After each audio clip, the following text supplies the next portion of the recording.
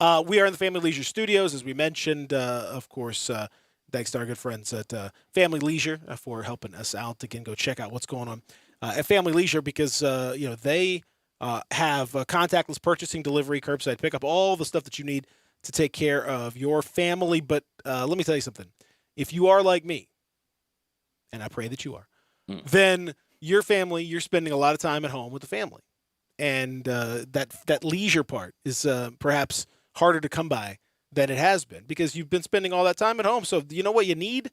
You need like a pool, especially because it's getting warmer and more humid. And the pools are closed. And the pools are closed, and you're staying much more you're at home as you should, but you don't have to worry about anyone else contaminating your own pool. That's your pool because you can go to Family Leisure and get that taken care of, or a swim spa. That helps you stay in shape in the midst of all of this. You've got the 4-person spas that are as low as $19.99. So there's great deals going on in Family Leisure. Check them out. They are just off of I-40 on Whitten Road, 2120 Whitten Road. You just get off I-40 at Whitten, go north. Cannot miss it. Great folks at Family Leisure. Of course, today we are going to be chatting about a number of different things, including, this. We got college sports, professional sports. Those 2 things right there. Other things that aren't sports. That's right. We're going to be tiptoeing along the line here of what we can do. Last night, TJ and Zach, I suppose. Since he's here. I mean, why not? Since I joined the party. Since you joined the party, Yeah. That's right. You're part of the fun. Oh yeah, before I get into that, you can also get in touch with us a number of different ways. You can call us. You can call Zach, and he'll patch you through at 360-8255, 901-360-8255. You can text us at 67129. That's First Bank text line and First Bank phone line, 67129. If you've never texted us before, well, you got to do something first. Just one thing, though. It's very easy. Just text 56-JOIN to 67129. Do it one time. One time.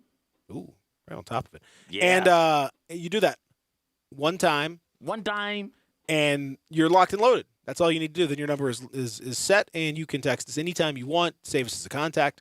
That's what I think most folks do. It's a lot easier to do it that way. And then you can just, email, text us, whatever.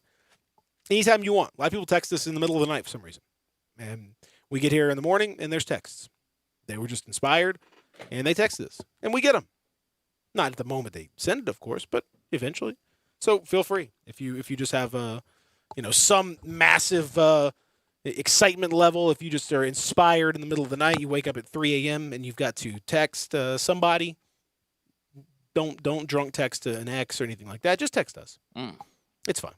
It's a safer way to do it. Anyway, speaking of being up in the middle of the night, now you were I don't know. When did you wake up? I woke up and saw your tweet and was like, why is this man tweeting about this? So when did you wake up? I woke up about 1. When'd you go to sleep? Oh, my wife had to sit me down yesterday, so I didn't go to sleep till 9:30, 10 o'clock. So you slept from 10 to 1? Yes. And then you've been up since then? Yep. Well, that's not good. I am going to crash at some point in time. I don't know when, but I got What was the sit me down? Was this sit me down about your weird sleeping schedule? Why are you sleeping like this? Stop it. You need to sleep when I sleep. Get back on my schedule now. I say, yes, ma'am. I mean, she's right. Because, Sunday was like a 3:30 to 1:30, 2 o'clock type of thing. So I've gotten the stay up later part down. Now I just need to sleep longer. So that is where I am. I can get to 10, but now I need to be able to sleep till 4:35. I don't know. I don't know about this. Don't know about what? I don't know how this is gonna work out. I mean, it sounds like you're gonna backslide. You're gonna crash here probably about 2 o'clock this afternoon, something like that. I actually can't. It's Cinco de Mayo, so we're getting margaritas to go from somewhere. So. Well, you don't think that's gonna help you crash? That'll definitely help you crash. You can have a couple margaritas. You'll boom, knock you right out. I have to be the responsible party.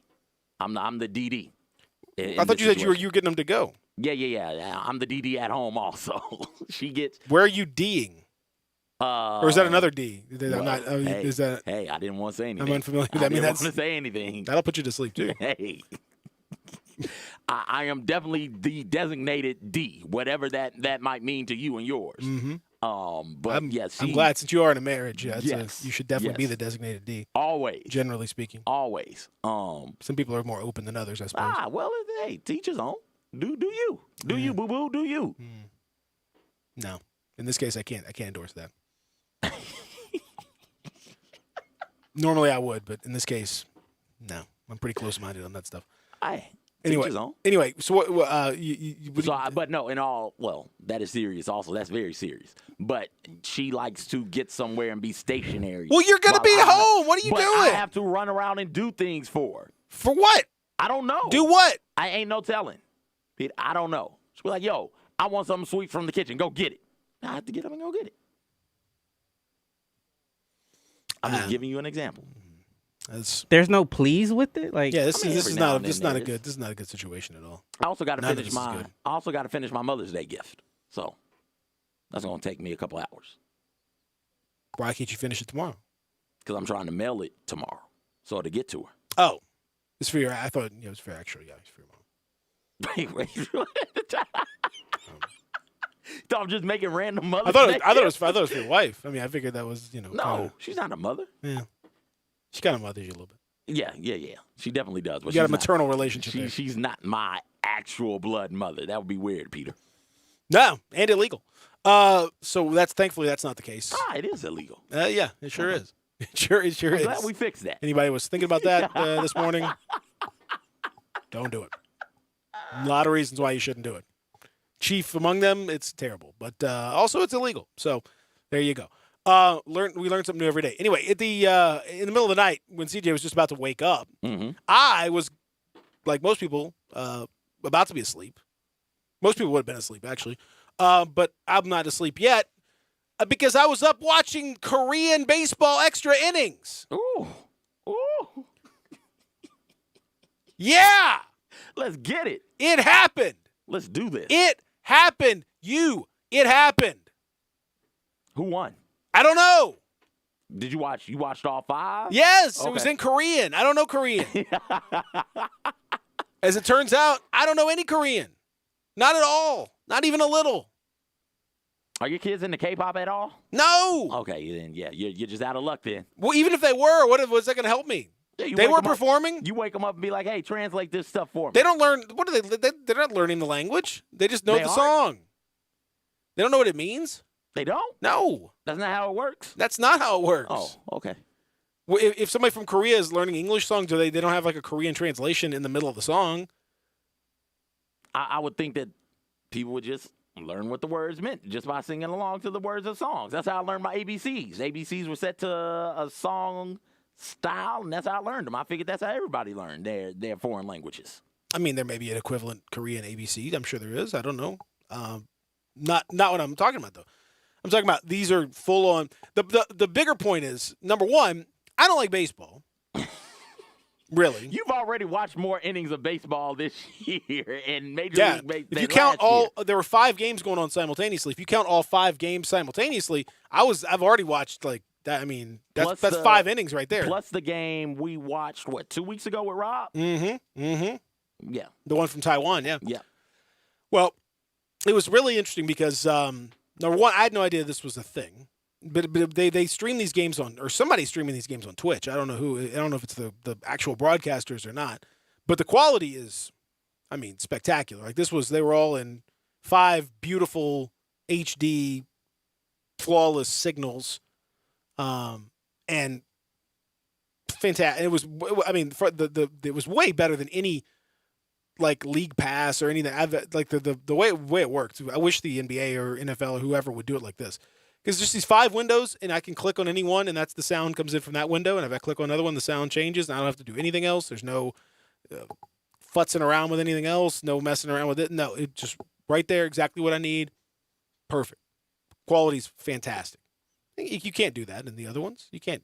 The other ones are our product and service is not anywhere close to this. Nonetheless, I'm watching this thing. I don't like regular season baseball, generally speaking. Mm-hmm. for Major League Baseball. No, not really my thing. I'll watch it, I guess, every now and then, but not much. We had our innings count last year. I think we ended with like 300 maybe, and that's because you went to a game. Yeah, I went to a game. You went to a game. I actually went to a game. Yeah. So that alone should put me atop all the charts. But what I found though, so I'm watching. It's in Korean. I have no idea what Korean. Got nothing.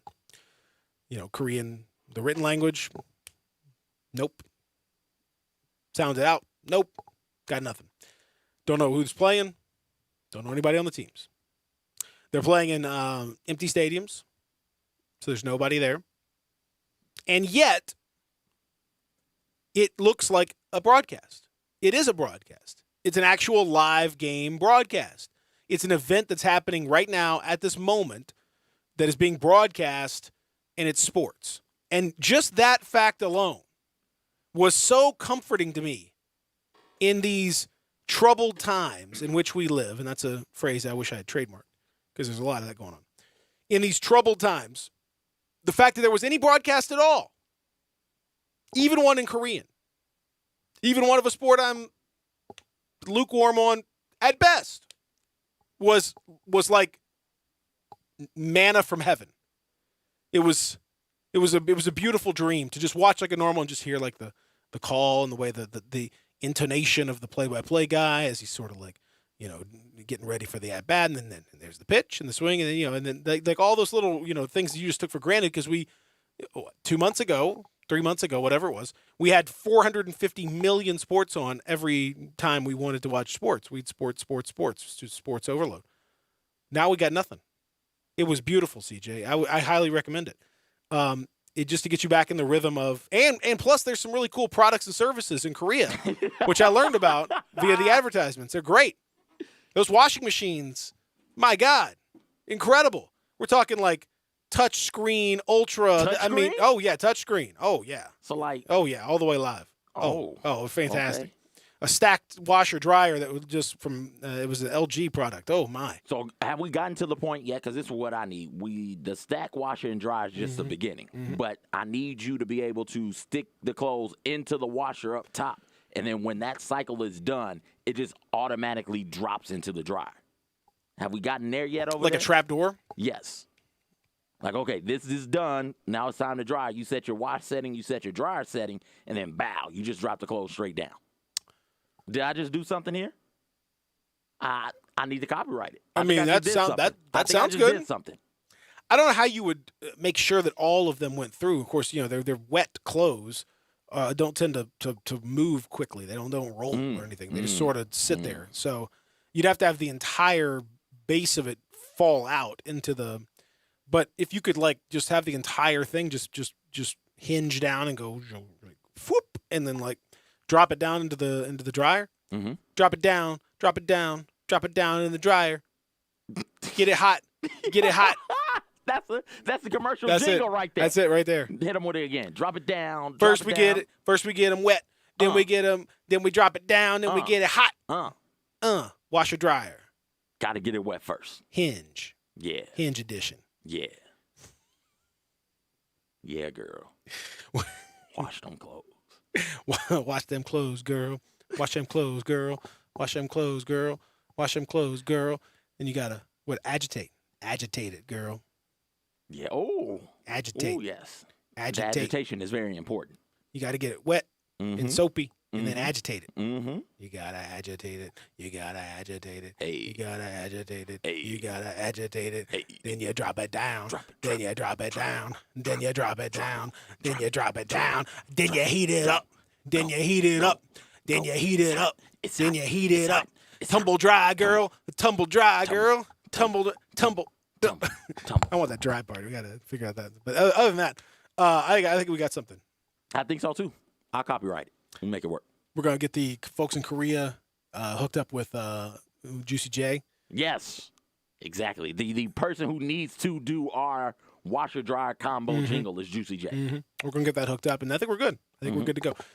It was so like the Korean baseball. It was very strange because you have on the ESPN broadcast you have Carl Ravitch and Eduardo Perez, who are in their respective homes, with headsets on, much like the ones I'm wearing and you're wearing, and Zach's wearing. Well, Zach's not wearing a headset, but I'm wearing a straight up, broadcaster style headset.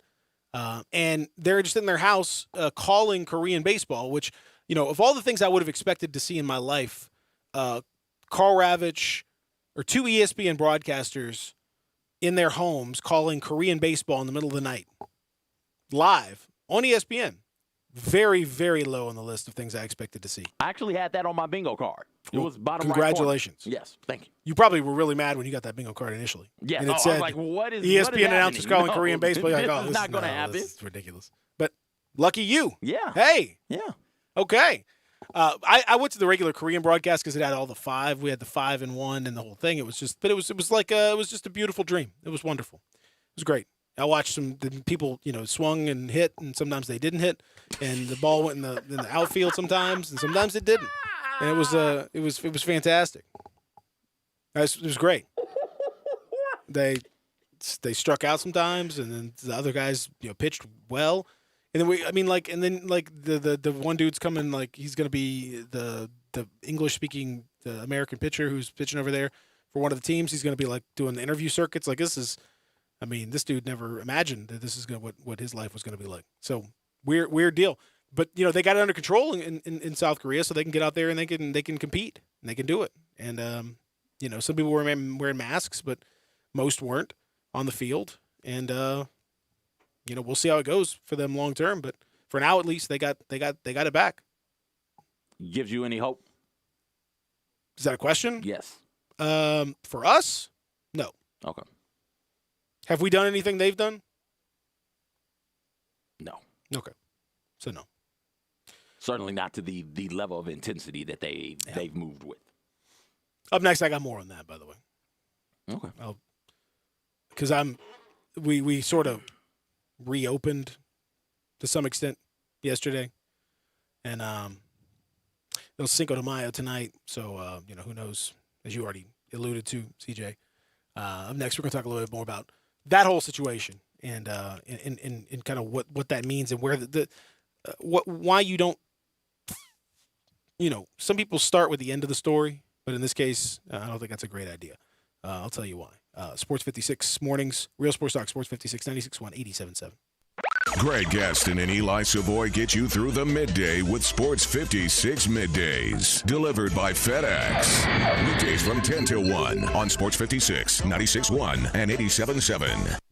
Family Leisure's here to make staying at home more enjoyable for you and your family this summer. Complete pool packages starting at $15.99. 24-foot pools only $19.99. 4-person spas starting at $19.99. Swim spas starting at under $10,000. We are offering contactless purchasing, deliveries, and curbside pickup. Give us a call to schedule an appointment or to place an order. Stay safe with Family Leisure. Geico has the insurance industry-leading app that lets you manage your policy anytime, anywhere. Which means that Geico is always there for you. If only everyone was always there for you. Like animal control, when you're cornered in your garage by an angry possum. Hi, me again. You guys said you would be here about an hour ago, and I think the possum is starting to get angry. Listen, I thought if I fed it, it would go away, but now it is ripping holes in the drywall and making some sort of nest. Just call me back. Geico, always there for you with savings and the industry-leading mobile app. Sports 56 would like to recognize local businesses that are out there providing for the community. Let's support local business with your business. Gossett Motor Cars, Excellent Window Tint, My Favorite Place Mexican Restaurant, Crab Kings, Mid-South Power Distributors, All-Star Chevrolet, Wolf Chase Honda Nissan, Mid-South Lemon Brace, Principal Toyota, Rise Biscuits and Donuts, Homer Skelton Dodge Chrysler Jeep, Counts Marine, Wright Realty. Sports 56 appreciates the support of local businesses always, but especially during this time. Thank you. You'll see the dedication in every single step. You'll see it in the smiles when smiles are hard to get.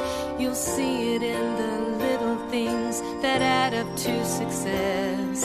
The caring and passion are the things that we love best. Wolf Chase Limb Brace is your Mid-South provider for orthotics and prosthetics. They are an ABC-accredited facility, and their practitioners are ABC certified. At Wolf Chase Limb Brace, their services include artificial limbs, legs and arms, braces of all kinds, and custom molded inserts. You can call them today at 901-507-7821 for their location on Highway 64 in between Germantown Parkway and Appling Road, or visit them at their new location in Jackson, Tennessee. That number is 731-660-5900, or visit them on the web at wolfchaselemonbrace.com. Dedicated our life to yours. Wolf Chase Limb and Brace. Hi, this is Rob Brown. Join Pete Cordelli and me Saturdays 8 to 9 a.m. for Sidelines here on Sports 56 WHBQ, 87.7 FM, and 96.1. We'll cover the Memphis Tigers, the SEC, and your favorite team. Give us a call. That's Sidelines, Saturday mornings, 8 to 9 a.m. Sidelines is presented by Duncan Williams Asset Management. So get up and give us a call.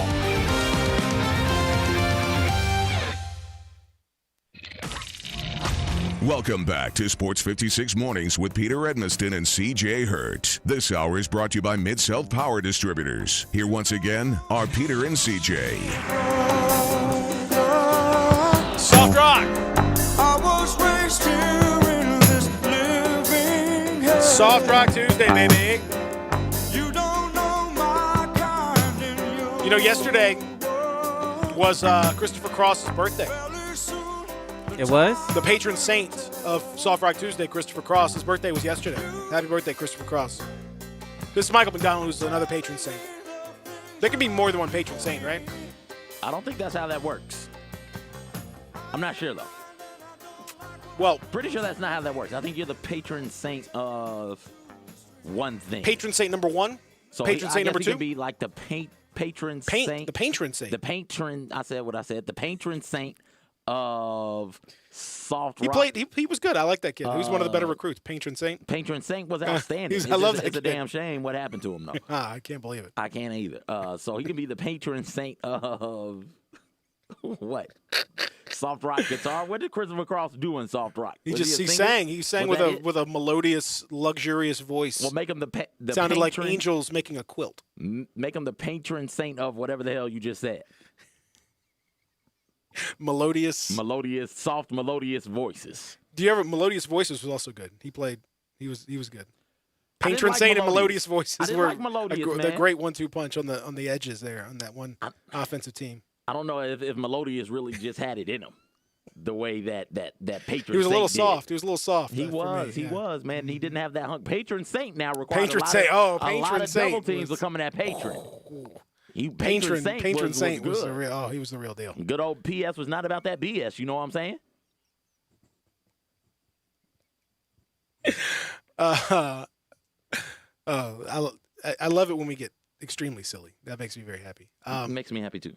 So, here's what I keep hearing a lot of in the wake of us sort of tiptoeing towards reopening, having some reopen, some places of business, some gyms, some restaurants allowed to be open, 25% capacity in phase one. However, we saw over the weekend an increase in cases around here, and it's not unusual. In fact, around a lot of the area, a lot of the country, we're seeing an increase in cases, even in places where reopening is going on. Most reopenings are somewhat similar to the one that's happening here. Some are a little more aggressive, but in all cases, the government can mandate whatever it wants to mandate. But the people are out there saying, I don't know if I'm ready to just go popping right back into normal public spheres just yet. I think that's in general, a pretty wise instinct at this point,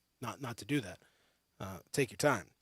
But as I talked about earlier, I feel like, CJ, we're already writing the ending to this story with some magical thinking as a society that's not in any way based in a reality situation. Like we are telling a story about how we have,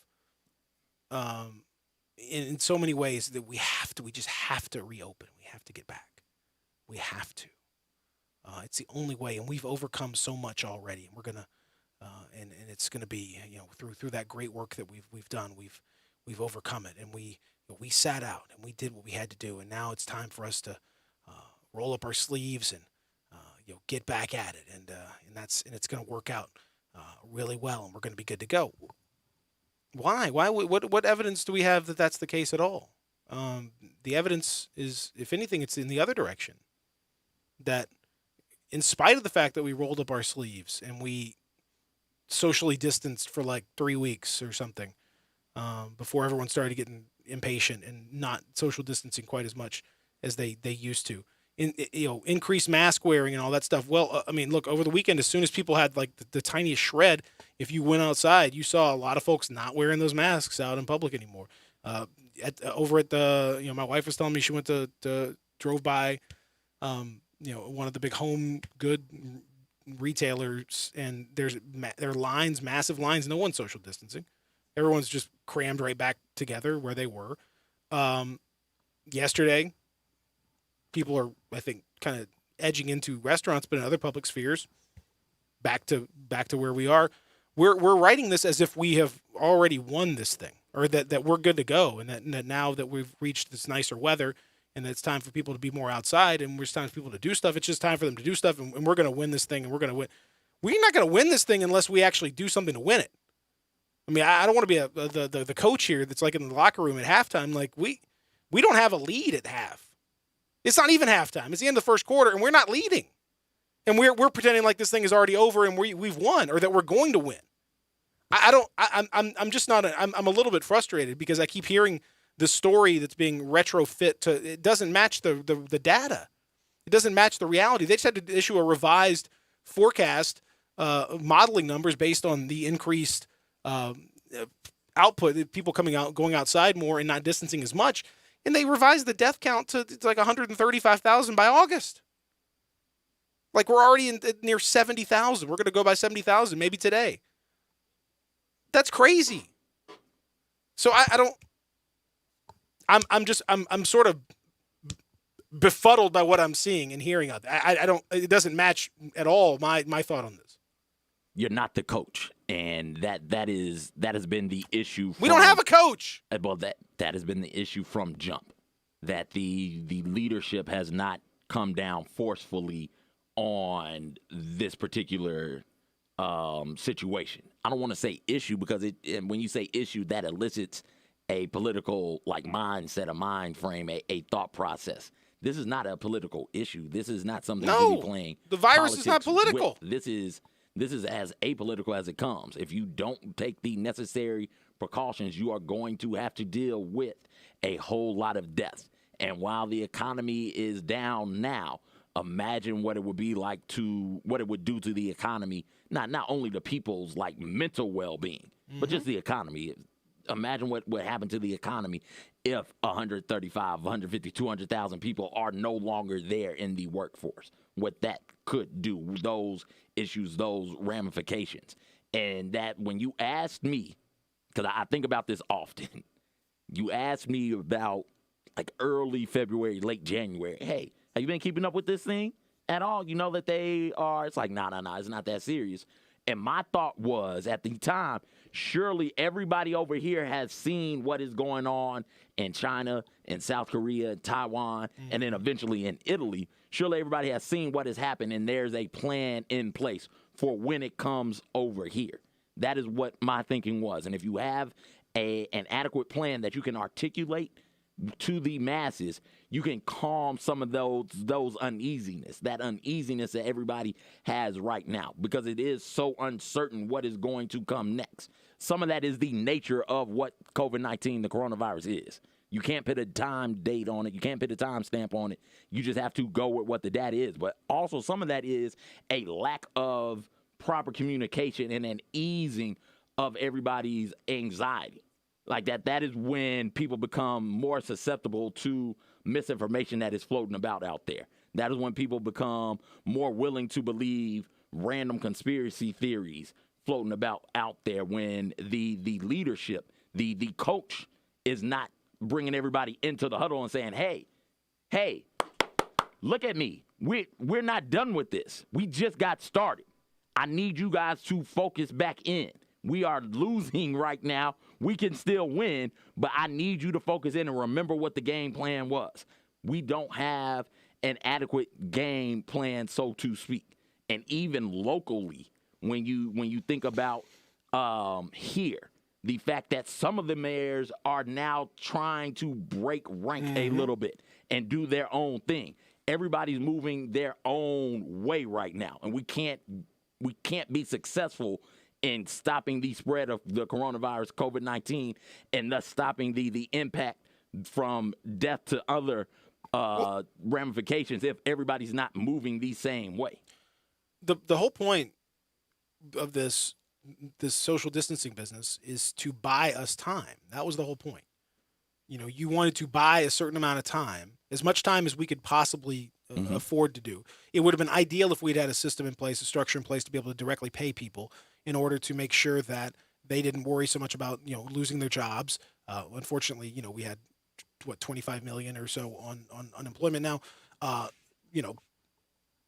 That will be interesting to see how that is affected by jobs that all of a sudden now are did not exempted from this, that are back in business and all that, and people sending people back whether they want to or not. But anyway, the idea was to buy time that we were supposed to then be able to ramp up testing, be able to ramp up contact tracing, to be able to ramp up production of these things, to be able to ramp up evaluation of these things, all that stuff.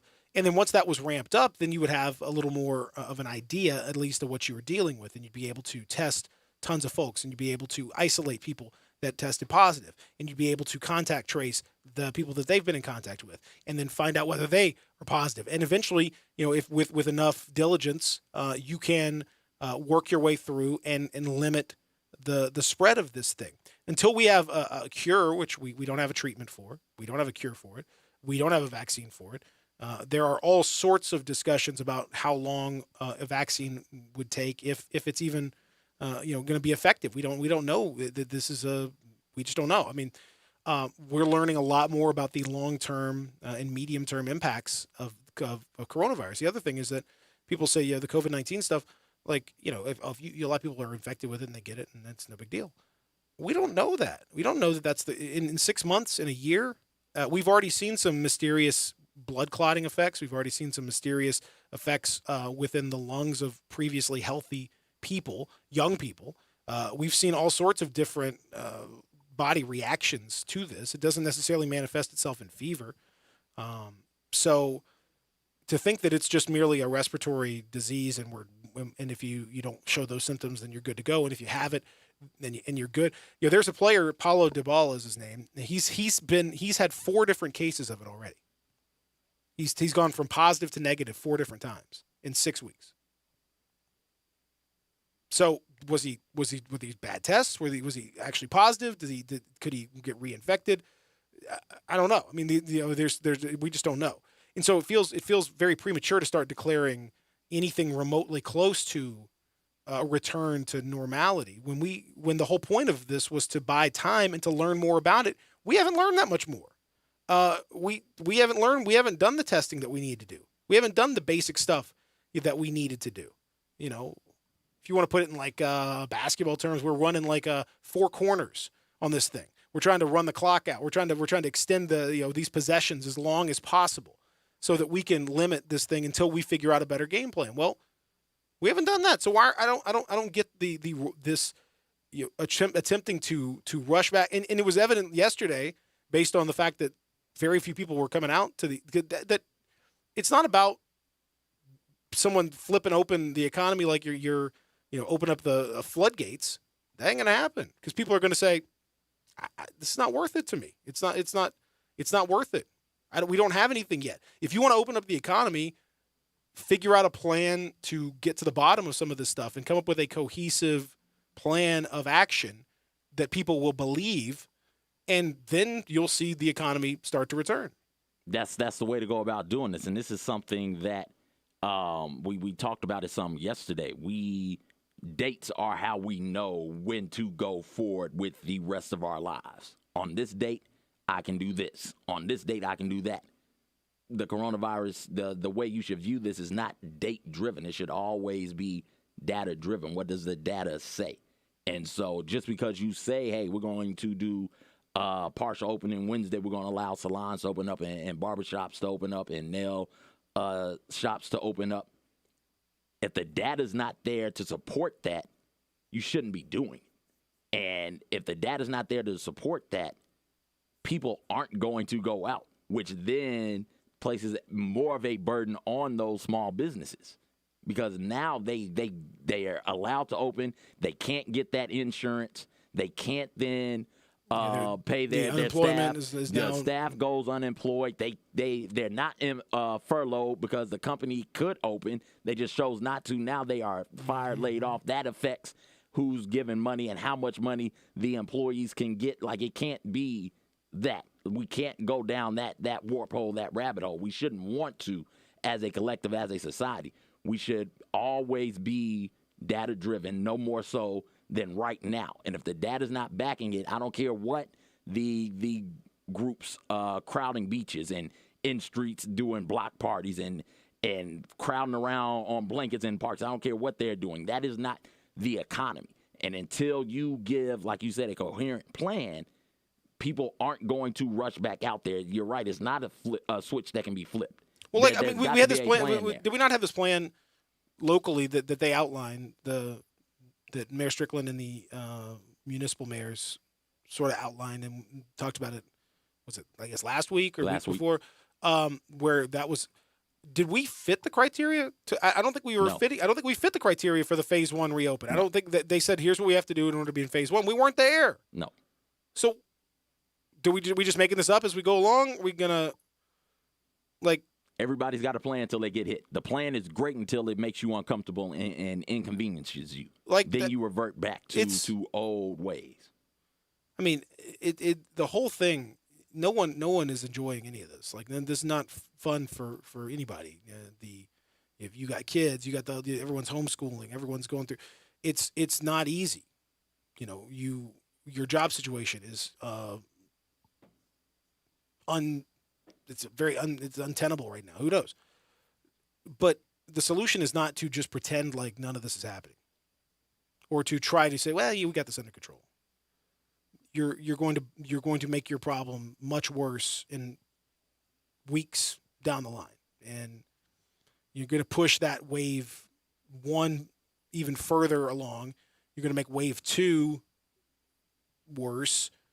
You're going to push back all the stuff about opening and reopening and talking about football and trying to get football back in the fall and all that. I mean, the longer you delay, the more strict actions, the longer you're going to push all that other stuff back into the future. And I feel like we have this magical thinking going on as a society where we just think we're good to go. Like we're exempt from this. We are the worst. We are the hot spot. We are the hot spot. Like within our country, we have several different regions that are hotspot issue, that are areas that are, we're used to looking at pandemics in other parts of the world and saying, oh, look at, man, boy, they're really screwing that thing up. Jeez. That's us. We're not solving this, and all the new projections indicate that we're actually going to get right back to making it worse. I'm befuddled and dismayed by this course of action, and I hope locally we actually do what we said we're going to do, and actually look at the data and actually go with the data, and not what we hope the data or what some weird reading or what we think. No. Go with the data. Take that for data. Talk to Fizdale. He knows. Don't try and rook us. Up next. We're never going to be rooked. Ever. Sports 56 Mornings. AM 560. Sports 56. 96.1. 87.7.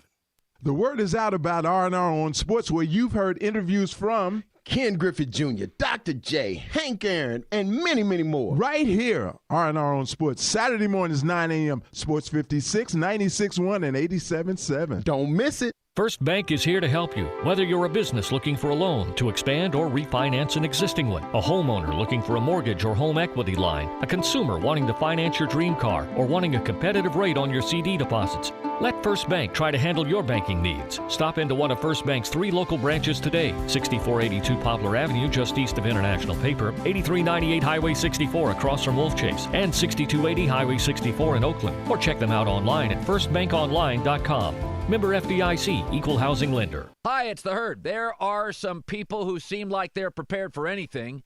Got a cut, they got a Band-Aid. Need a battery? They'll have multiple sizes on hand. But if they're worried about identity theft and only monitoring their credit, they may not be as prepared as they think. Breaches seem like they're happening more these days. They are. And with your breached info, like your name, social security number, more criminals can commit identity theft. That's why LifeLock sees more threats, like somebody taking out a payday loan in your name, alerts you to a possible suspicious activity going on. And if you end up having an identity theft issue, you'll have a dedicated identity restoration specialist just a phone call away. Nobody prevents all identity theft or monitors all transactions at all businesses. Right now, join LifeLock. Save up to 25% off your first year. Go to LifeLock.com. Promo code HERD. LifeLock.com, promo code HERD, 25% off. For those fortunate enough to help the person who has always been their hero, AARP is here to help. Find the care guides you need to help at aarp.org/caregiving. Brought to you by AARP and the Ad Council. Do you get into bed and find your mind still going? If so, try ZzzQuil Pure Z's liquid melatonin. It's made with an optimal level of melatonin for no next day grogginess. Pure Z's liquid melatonin, because sleep is a beautiful thing, at stores now. Sports 56 would like to recognize local businesses that are out there providing for the community. Let's support local business with your business. Memphis Hearing Aid, providing better hearing. Campbell Investments, buying distressed properties including foreclosures and tax sales. Germantown Village Wines and Liquors, doing curbside. In South Bank, drive through till 5 p.m. Monday through Friday. Corks Wines and Liquors. Sports 56 appreciates the support of local businesses always, but especially during this time. Thank you. We are Real Sports Talk. Sports 56, 96.1, and 87.7. Available on your radio dial at 560 AM, 96.1 FM, and 87.7 FM. As well as online around the world at sports56whbq.com. Take us with you everywhere on your phone or tablet by downloading the Sports 56 app. And at home, tell Google or Alexa to play Sports 56. Wherever you are, stay tuned to Real Sports Talk. Sports 56, 96.1, and 87.7. Welcome back to Sports 56 Mornings with Peter Edminston and CJ Hurt. This hour is brought to you by Mid-South Power Distributors. Here once again are Peter and CJ. I ain't got time to check no faster. Oh, the lonely days are gone. I'm coming home. Oh, my baby's a romance land.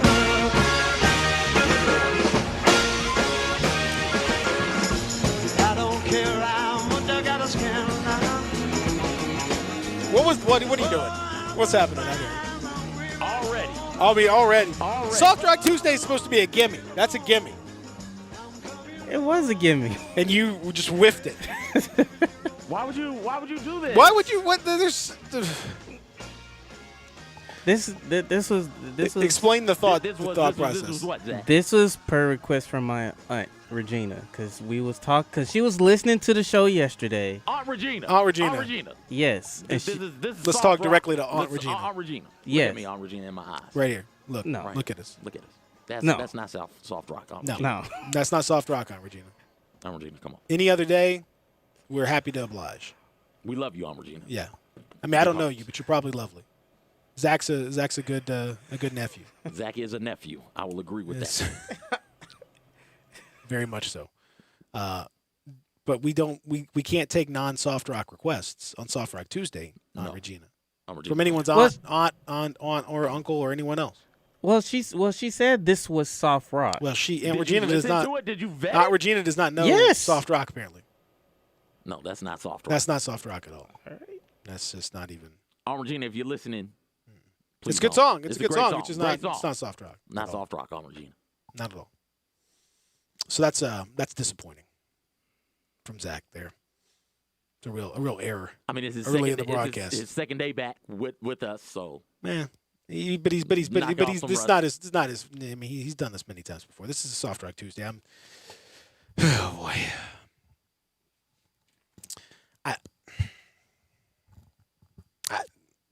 I'm saddened by this. So I'm curious as to how this conversation with Aunt Regina went. She was just like, "Hey, play this on Soft Rock Tuesday. I like it," and you were like, "Okay." No, it was actually a conversation with my mom.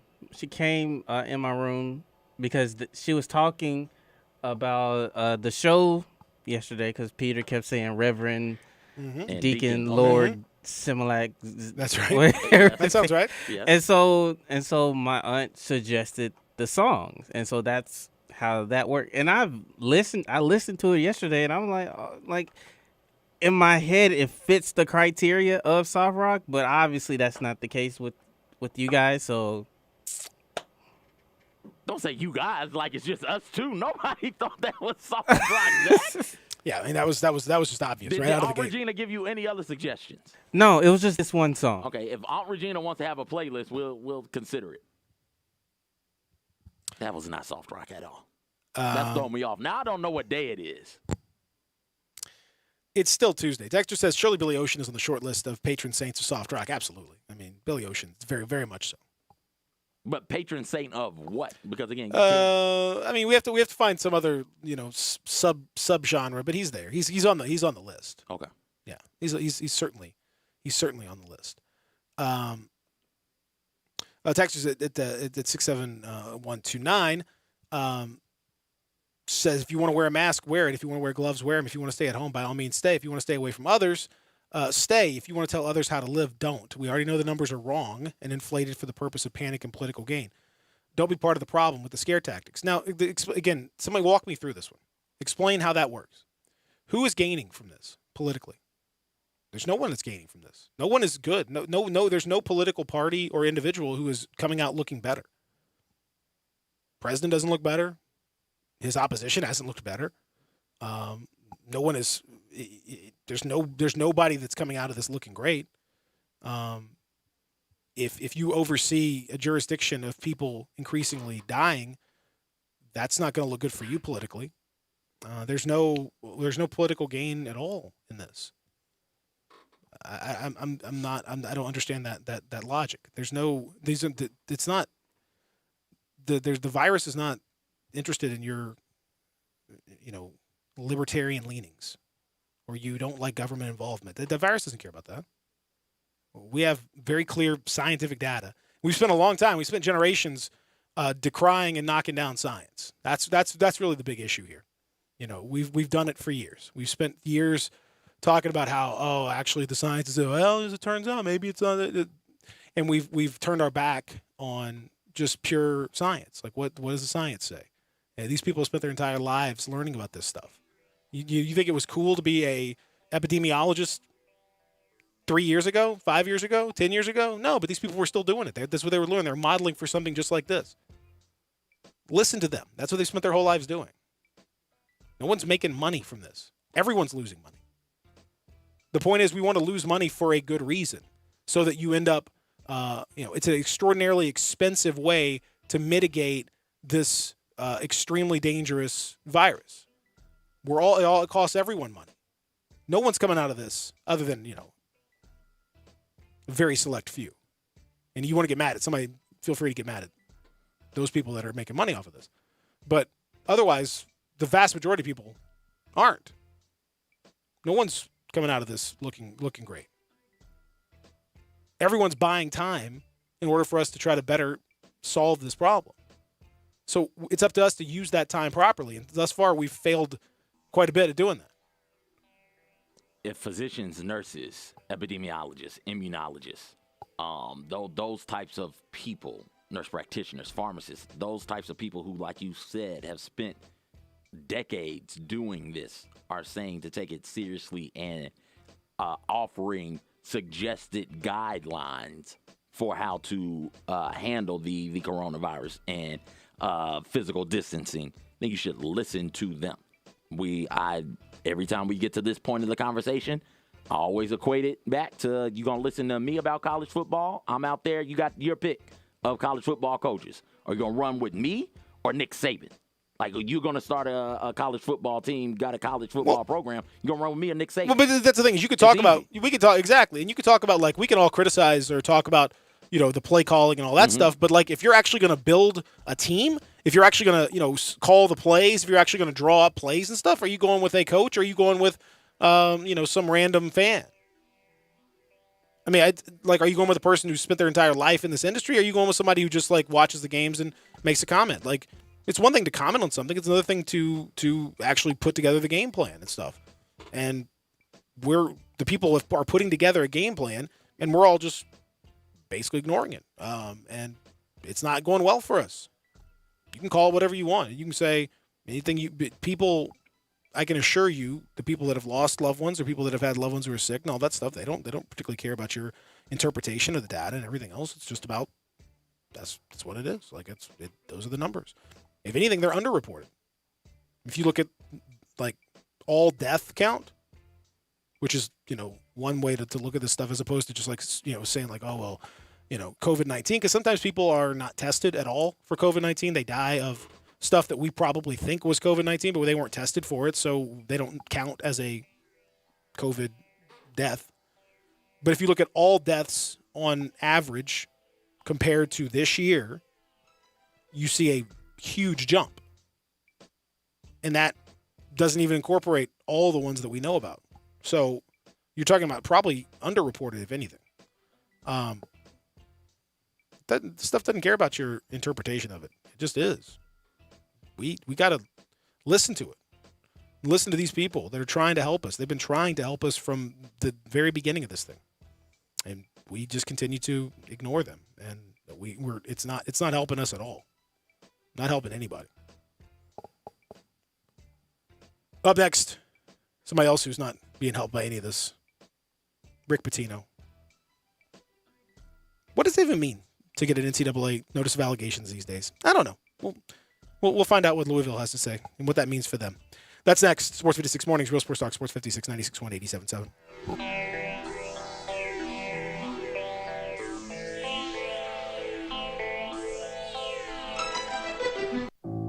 Commitment, dedication, perseverance.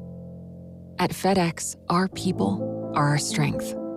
Even during these unprecedented times, we are delivering medical supplies, test kits, and the things you need every day. Helping the world move forward together. Strength, what we deliver by delivering. FedEx. The folks at Homer Skelton Hyundai want to say thank you. Thank you, Memphis, for another spectacular year. They set records, but I can understand why. You think about the product. Where else do you get a 10-year, 100,000-mile limited powertrain warranty? That's what you get on every new car at Homer Skelton Hyundai. Oh, and thank you again for the 11th straight year, the #1 certified pre-owned car dealership in all of Memphis. It starts with that product, but then it goes to the shopper assurance. Where else do you go where you get transparent pricing, flexible test drive, take the car for a couple of days if you want, streamlined buying process? You're not going to be there all day, in and out. And then, and I have not seen this anywhere else, the 3-day worry-free exchange. You buy a new car, if you've got any buyer's remorse, you've got 3 days to change your mind. Just get on Lamar, take it into Mississippi, the first exit's Craft Road, turn left, and go see Chris True and all the gang at Homer Skelton Hyundai. Sports 56 would like to recognize local businesses that are out there providing for the community. Let's support local business with your business. The Gun Store, Holly Chevrolet, The Bear's Den, the Peabody Hotel, The Shot Nurse, Laser Aesthetics Body and Wellness. Sports 56 appreciates the support of local businesses always, but especially during this time. Thank you. Oh, whale! Guys, whale! Wow, whale. Oh, that's a big whale. Okay. Whale, whale, whale. Oh no, whale! The Tides can turn quick on the water. Progressive's boat insurance has you covered. Get a quote today in as little as 3 minutes at Progressive.com. Well, at least it wasn't a shark, am I right? Progressive Casualty Insurance Company and Affiliates. Every home has things it needs, things that need to be maintained, fixed, or replaced. The Home Depot is here to help you get it done. You can easily find what you need on our app. Order it online with the push of a button and have it brought to your door with free delivery on over 1 million items. We have the essentials you need, the online know-how you may need to do it yourself, and low prices that make it all possible. The Home Depot, how doers get more done. Listen Sundays at 11 a.m. to join Idlewild Presbyterian Church for worship. Idlewild is a PCUSA church located in Midtown Memphis. We are Sports 56 WHBQ Memphis, WIVG-FM Tunica Memphis, and WPG-FLP Memphis, Flynn Broadcasting Stations. Welcome back to Sports 56 Mornings with Peter Edminston and C.J. Hurt. This hour is brought to you by MemphisFarmers.com. Insurance coverage backed by a local agent and a brand trusted nationwide. We are farmers. MemphisFarmers.com. Here once again are Peter and C.J. It's just now this is definitely soft rock. I'm going through. There we go. And just because. This is 10cc. What the 2C stands for? I mean, I was afraid you were going to ask me that. I can answer the question about what that means, but I can't do it on this show. But okay, intrepid Google search will figure out what the urban myth is behind why they call themselves 10cc. CCs are a unit of measurement. Like like the hot CCs, like was it cubic centimeters, I believe. So yeah, it's an amount of liquid. I'll put it that way. 10 cc's of something. In this case, the something is what you'll have to figure that out, and I'm not going to tell you what that might be and why that might be there. But there are folks who know that apparently. Welcome back. Mm-hmm. Why only one above average? Why not let's just swing for the fences? 20 cc, let's get it. Don't know. It's because it's soft rock. If it was hard rock, it would be 20. Yes. I mean, that's where we're at. Welcome back. Hour number 2 is here in the Family Leisure Studios in triplicate. Peter, CJ, Zach. We're doing the thing on a Soft Rock Tuesday here as we continue. Did you look it up, Zach? Did you figure it out? Yeah, I did. Yeah, okay. Yeah. Mm-hmm. Yeah. Yeah. I told you. No, I'm not talking about that. It's none of my business what's going on with that. Why do you know that? Like, how does that come to your knowledge? I know lots of things, CJ. I don't know. But why that? I believe the actual reason why I know that is because I was at one point when I was hosting trivia nights, as you have done, CJ. Mm-hmm. I was coming up with questions, and one of the questions was about band name origins. I was doing a round of band name origins, and I started to look them up, and that one came up, and I was particularly intrigued by it, as you would imagine, once I read that story. Oh, okay, all right. So you pick up things as you go through life. That is great. Is it one of the great band names of all time? I guess so. Yes. Yeah. Now I guess now I suppose it is. Oh man, Louisville. Oh, received a notice of allegations. Yes, received a notice of allegations from the NCAA yesterday, including a level 1 allegation involving improper recruiting offers for Brian Bowen. Boy, I thought we were done with all this, but apparently we are not. And the coach of another prospect, 3 level 2 allegations, including one against Rick Pitino. How he only got 1 level 2, who could even say? Louisville is accused of failing to adequately monitor the recruitment of an incoming high-profile student athlete. The NCAA alleges that Pitino, and if you remember, Pitino is technically the coach at Iona now. He's back in college basketball. Will that affect him? I don't know. But apparently, the NCAA doesn't think that he satisfied his head coaching responsibility because he failed to promote an atmosphere of compliance. I know it's hard to believe with Rick Pitino and all this, but did not promote an atmosphere of compliance. That Now, can't be true. I know. Not Rick He Pitino. seemed like such a compliant guy with all that I mean, stuff. sure, he had that situation with the strippers on campus in the dorms. But outside of that, there's been nothing else. Well, the Italian restaurant Oh, wait. thing. I forgot. Okay. But look, hey. Who among us, right? Me. I'm among us. That's me. Oh, you've never done that? No. Okay. All right. No, neither have I. Okay. Well, I guess I haven't either. But Okay. So we're perfect 3-0 or over 3 to be. So let's start throwing those stones, baby. We're not living in a glass house, so it's time to start throwing them stones. Let's go. What does it mean in today's world where we are looking at NCAA that is now set to open up the old cash gates to some players with name, image, and likeness eventually, and all this other stuff? What does it mean to have gotten a notice of allegations at this point? This feels like one of those stories that like maybe 10 years ago would have been crazy, huge, massive, big deal, breaking news, all that stuff. And now it's just like, yeah, okay, you got a notice of allegations. Like, so what? I don't. What does it mean at this point now to have gotten this for what's a? I mean, you had some other. All the other improprieties, we've already gone over them. There've been some cases in actual court and lawsuits and all that. Like, I feel like we've sort of trod over this ground many times before, and I don't know. Is there a thirst for this? Are people like really like, oh yeah, let's go get them? I don't see it. That I don't know. I know that they are. Louisville, the 7th school that the NCAA has sent notice of allegations to, tied to the FBI investigation. And I don't know what it means now with the image and likeness rule that is being passed. I know what it should mean for Rick Pitino.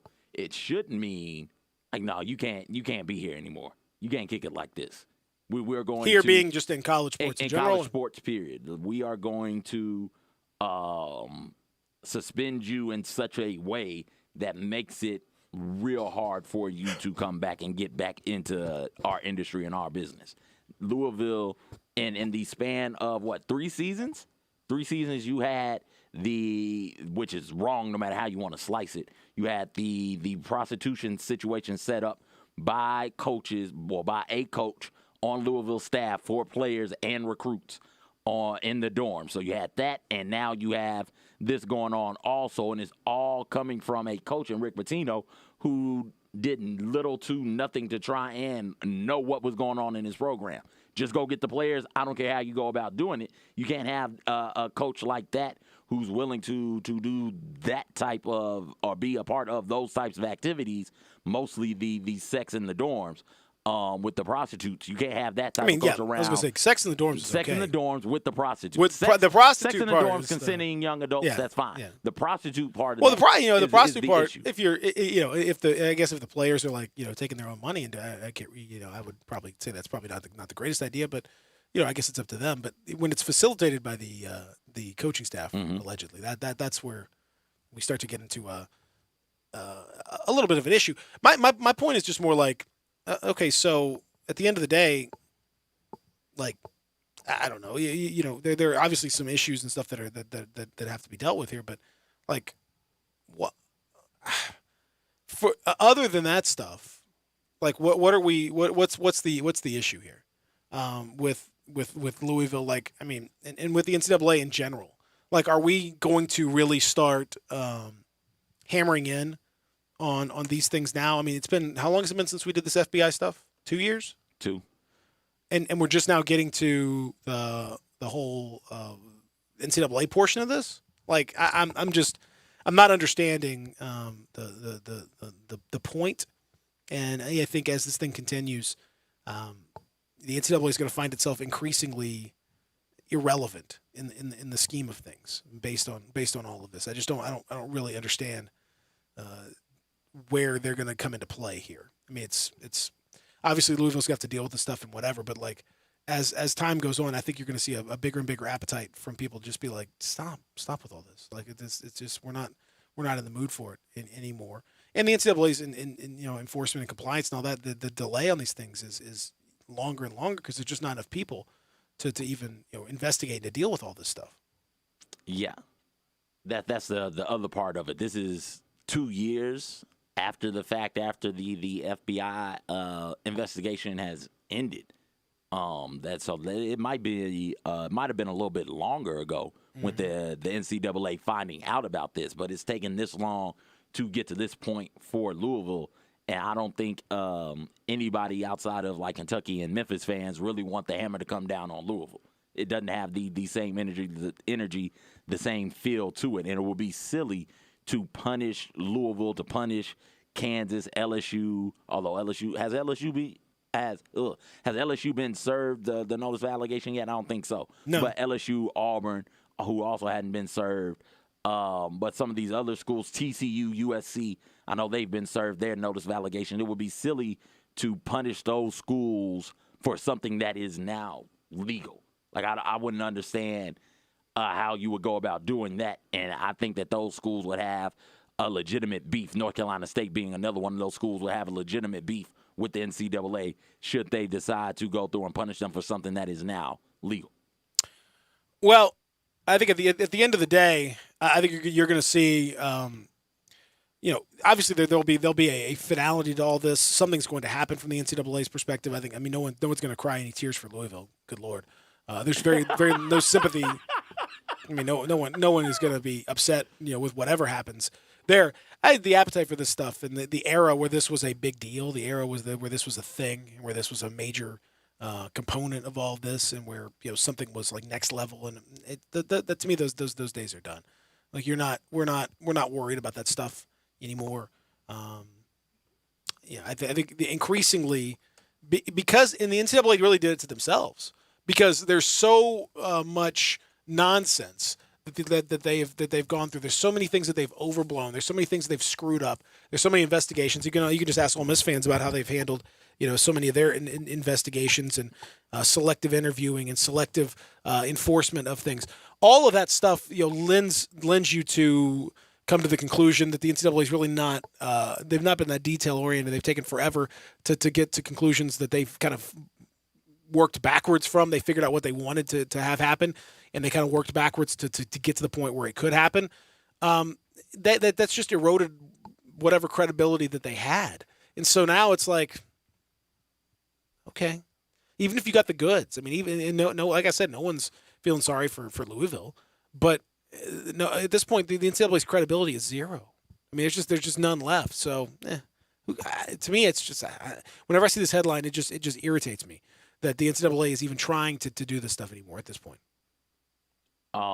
Yes, and it's the schools are all going to fight this, and that seems to be the way to go.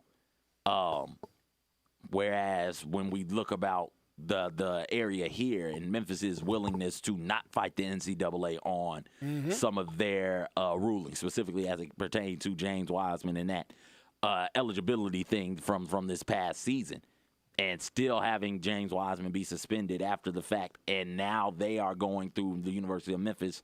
They are going through their own battle with the NCAA right now. It goes to show, like, hey, if the NCAA comes to you, look at Memphis. You brought up Ole Miss. That's another great one. Missouri. Think about what Missouri did. Oh, yeah. Ole Miss and Missouri came to the NCAA at one point and said, hey, this is what we found. This is what we did to rectify it, and this is the punishment that we've levied amongst ourselves. You don't have to come and do anything else. We've taken care of it, and still those programs have been hammered.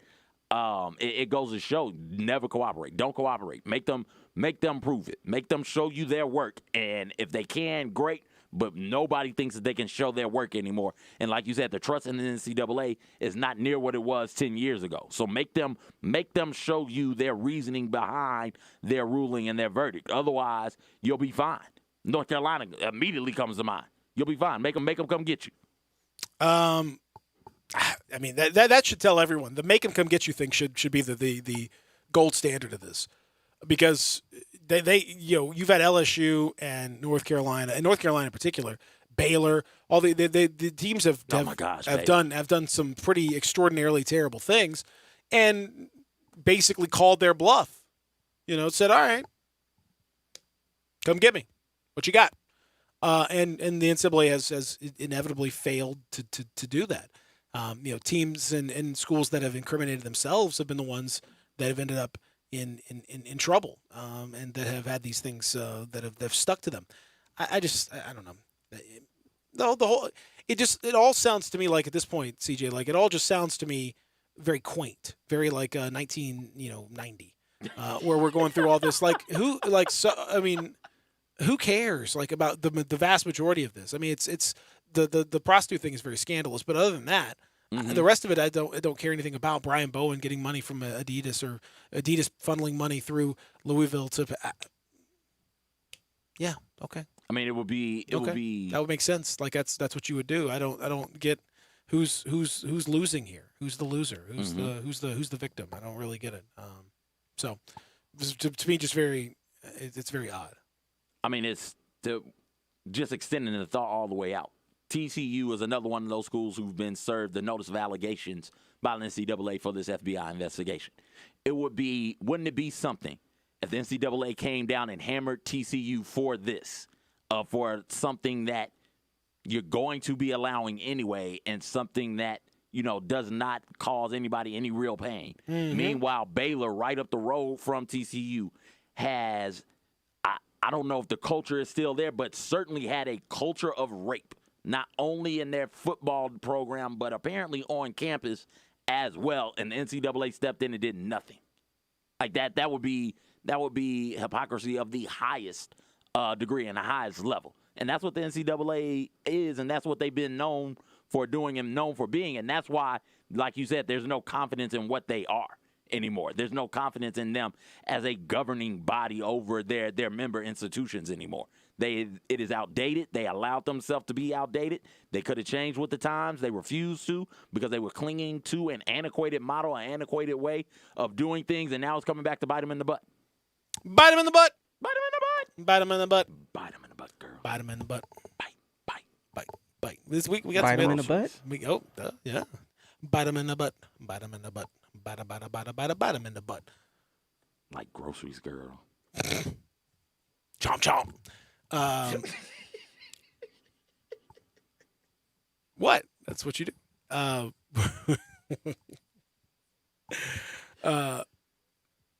Up next, more remixes. Oh, remixes! Like, has there been another mix of "Bite 'Em in the Butt"? Yeah, Oh. you didn't hear "Bite 'Em in the Butt"? That's the hot one. Okay, it's the hotness. All right, bite 'em in the butt. Bite 'em in the butt. No, up next, more remixes. Plus, we're gonna spin that wheel. Oh, we're gonna do it. That's next. Sports 56 Mornings. Peter and CJ, Real Sports Talk, Sports 56 96.1 87.7. Want to get your voice heard? Hit us up on the First Bank phone line or First Bank text line. At First Bank Mortgage, their core purpose is to help you get to a better place.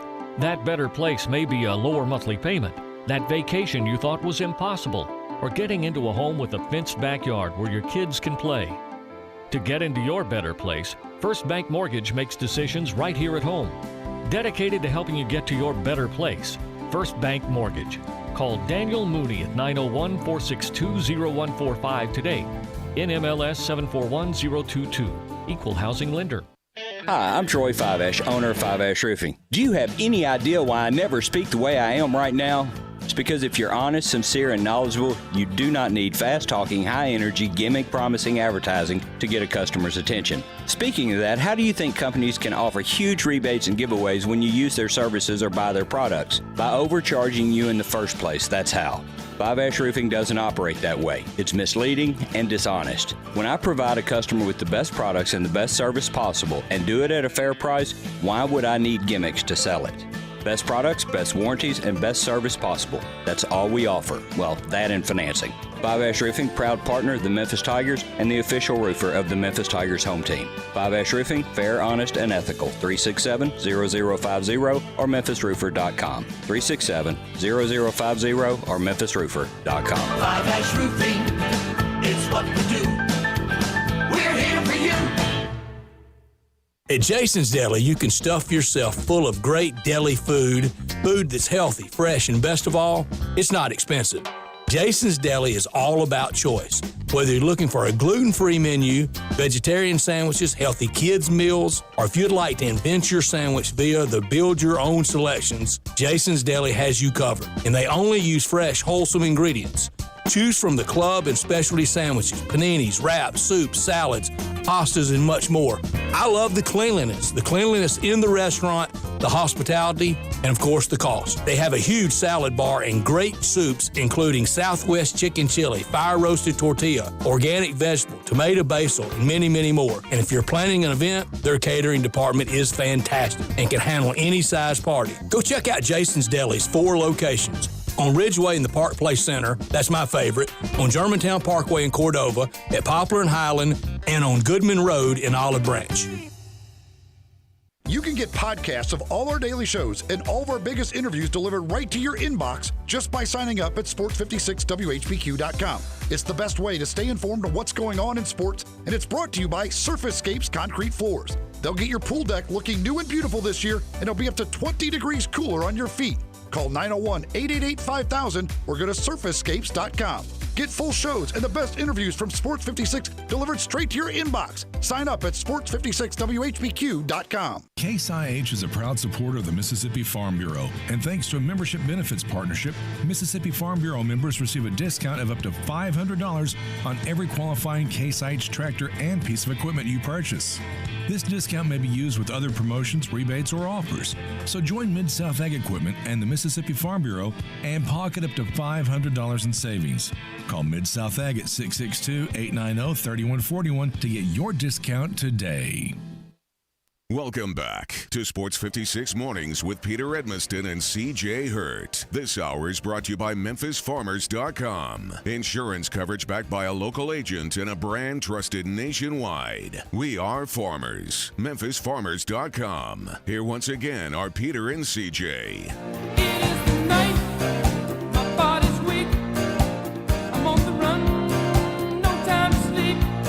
Patron saint. Happy birthday. Happy birthday yesterday to our good friend Chris Cross. Jump, jump. Christopher Cross, a.k.a. Chris Cross. Mac Daddy. The original Mac Daddy. He was dealing with COVID-19. Chris Cross. But he's in recovery, which is good. Mm-hmm. I'm thrilled about that. Did you see, before we spin the wheel, did you see the video of Mike Tyson? Boxing? Yeah. Look at my face. Hitting the. Yeah, I can't because our I guess I can. Oh, there we go. Did I see it? Yeah. Yeah, I watched that nonsense. Still the scariest man on the planet. My God. I mean, he's 53, but man alive, that was. Did you hear the way it smacked? Yeah. Oh yeah. When his fist hit the daggum pad? Yeah. Yeah. No. That's he was working on that was no just random dude. That was a very well-known trainer, mixed martial arts trainer, Rafael Cordero, who was working the bag with him. So it's not like some chump that's out there. Like this dude is, he's a legit trainer. And he says he's been working with Tyson for 3 weeks during the midst of all this cardio, mitts, bags, etc. And said there's even more video. There's more footage that shows him doing all kinds of crazy stuff. Keep it to yourself. There's kind of a half thought that maybe he's going to try to make some sort of a comeback. Don't want to see it. Last time he was in the ring, he did not go well. When was the last time? 2005. Okay. But, I mean, that's 15 years. Maybe he's better at 53. I don't know. That's not how it works, Peter. It's not, but boy, he looked good though. Those shots, man. Dig it in. I mean, he looked like a kid again. Michael whoop any random dude. Any random non-trained dude. Michael a lot of trained dudes would get knocked out. Gosh, them hands are still just so. That dig in. I mean, those body shots are just brutal, man. I'm telling you, 53. It's inspiring. He hit him the second body shot. He hit him with I dropped my phone. Yeah. I was like, my God. Yeah, there's a lot of anger. How is he still standing? Pee and blood on that one. Man, you're done. If Mike Tyson hits you like that, you're done. Just lay down and wait for the ambulance to come. Cry. Give him whatever the hell whatever you did to elicit that response from Mike, you earned that punch. My God. It's nasty. That's Mike bleeping Tyson. Like, no. People's hands shouldn't be that powerful, that quick. Certainly at the age of 53, for God's sake. I mean, 53. Whew. Lord. All right. You ready to spin that wheel? I'm always ready to spin the wheel. All right, let's spin the wheel, the vaunted wheel of conversation. Here we go.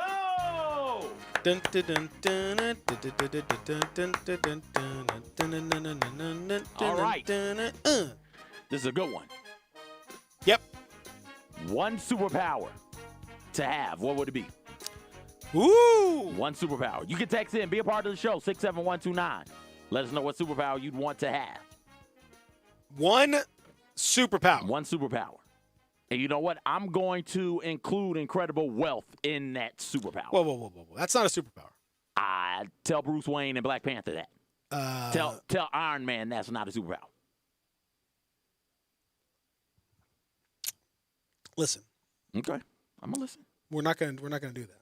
Okay. Because that's not a superpower. It creates a super costume. Mm. And it creates super weaponry. Okay. But it doesn't create a superpower. Oh, okay. The person within is still very unsuper. But that money allowed for them to purchase said super weapon. Besides that, we have super wealthy people, and they don't have super suits or anything. Okay. I'm just saying, if you wanted to say super wealthy with a super suit, I'd allow it. Okay. All right. Well, that's fine. So what do you got? Oh, me? Mm-hmm. Well, yeah, you're the one that spun the wheel.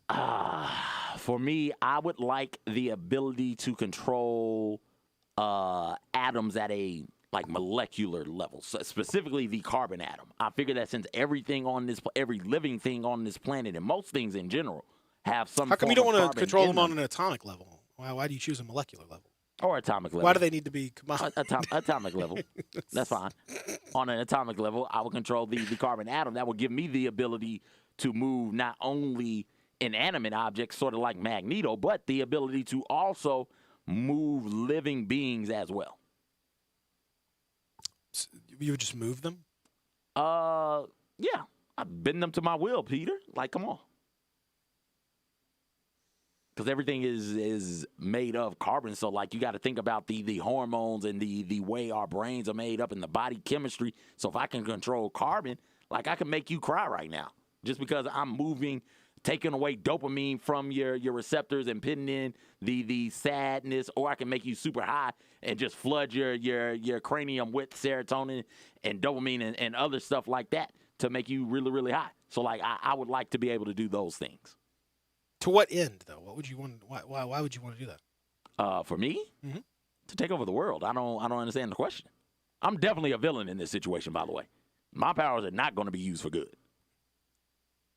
So, and then when the good guys come to try and fight me, I'm moving things around in them to elicit fear responses and to make them. You're able to move any atoms at all? Or? Yes, carbon atoms specifically. Oh, well, that's. I mean, we can find some non-carbonic ways to fight you. Yes, you could, and that's that power struggle. I don't want to be unstoppable, but I do want to be. I do want that to be my superpower, though. This one, the one I would pick ultimately is one that for the longest time this guy, I had different answers to this question based on different times in my life and all that, but this one I think is the one I've settled on, and I have to give credit to my wife for this. She really sold me on this one over many years. This has consistently been her choice, and I have to say I've come all the way around on it.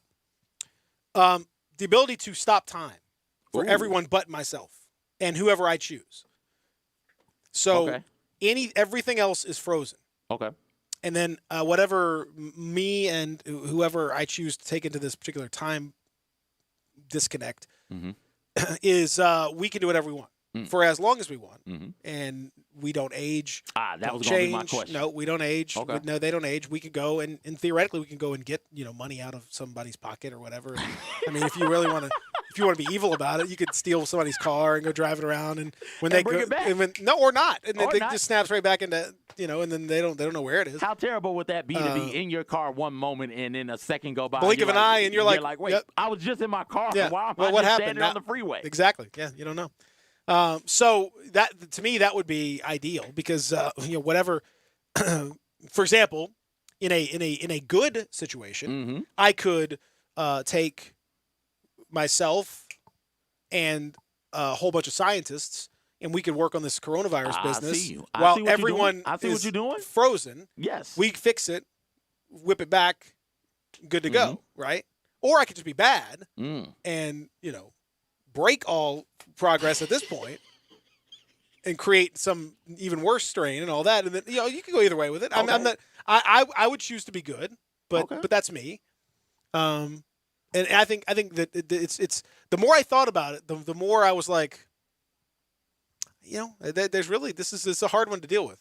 It's a hard one to beat because if I can freeze you, even your carbonic self, yes, I can come up with some kind of a solution and then snap it back in action, and then bam, and you have no idea what's going on.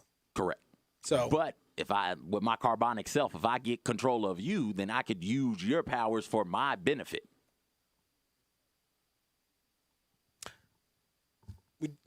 So you would be able to force me to use my power? Yes. But wouldn't that then affect you because you couldn't control how I used it though? You couldn't make me use it on you. I could. I don't think you could because where the way the brain signals and everything works is all triggered by hormones and certain various responses in the body, which are all when you take it down to a molecular level. No, I'm wearing my anti-carbonic helmet. Oh, okay. Yeah, that's all what right. I would always wear. Now we're talking. Yeah. Now we're getting the helmets and so stuff. you wouldn't be able to get in there. There it is. Yeah, absolutely. It looks like aluminum foil, but it's really an anti-carbonic helmet. How ironic, Peter. That is actually my weakness. Aluminium is actually aluminium. Aluminium is actually my weakness. Now, I it's a little bit like I think there's certain superpowers that would be I don't know, unbeatable is the right word, but there's some that like I don't know. To me, it's just boring to be like all powerful. And what does that even mean to be all powerful? Like Godzilla? Yeah. Like, is that what we're talking? Yeah, I mean, it's just boring. I don't know, that's boring to me. Like, he's super strength, super, I don't. It's like Superman's boring. Like, it's a boring Superman. Very he's much a very so. boring superhero. Like, he can fly, great. He's invulnerable. He's unbeatable. Okay. You got to have some struggle. We got to, we got to work on that a little bit. So I don't know. Zach, are you ready? Zach, you've had like 15 minutes, man. This better be good. Well, typically I would roll with my boy T'Challa and take his superpower. What is T'Challa's superpower? Because he's the heart-shaped herb. And gets his super strength. So you're saying herb is your superpower? So, boy, Zach, do I got an herb for you? Okay, all right. But some would agree. Some would say that superpower is already out there.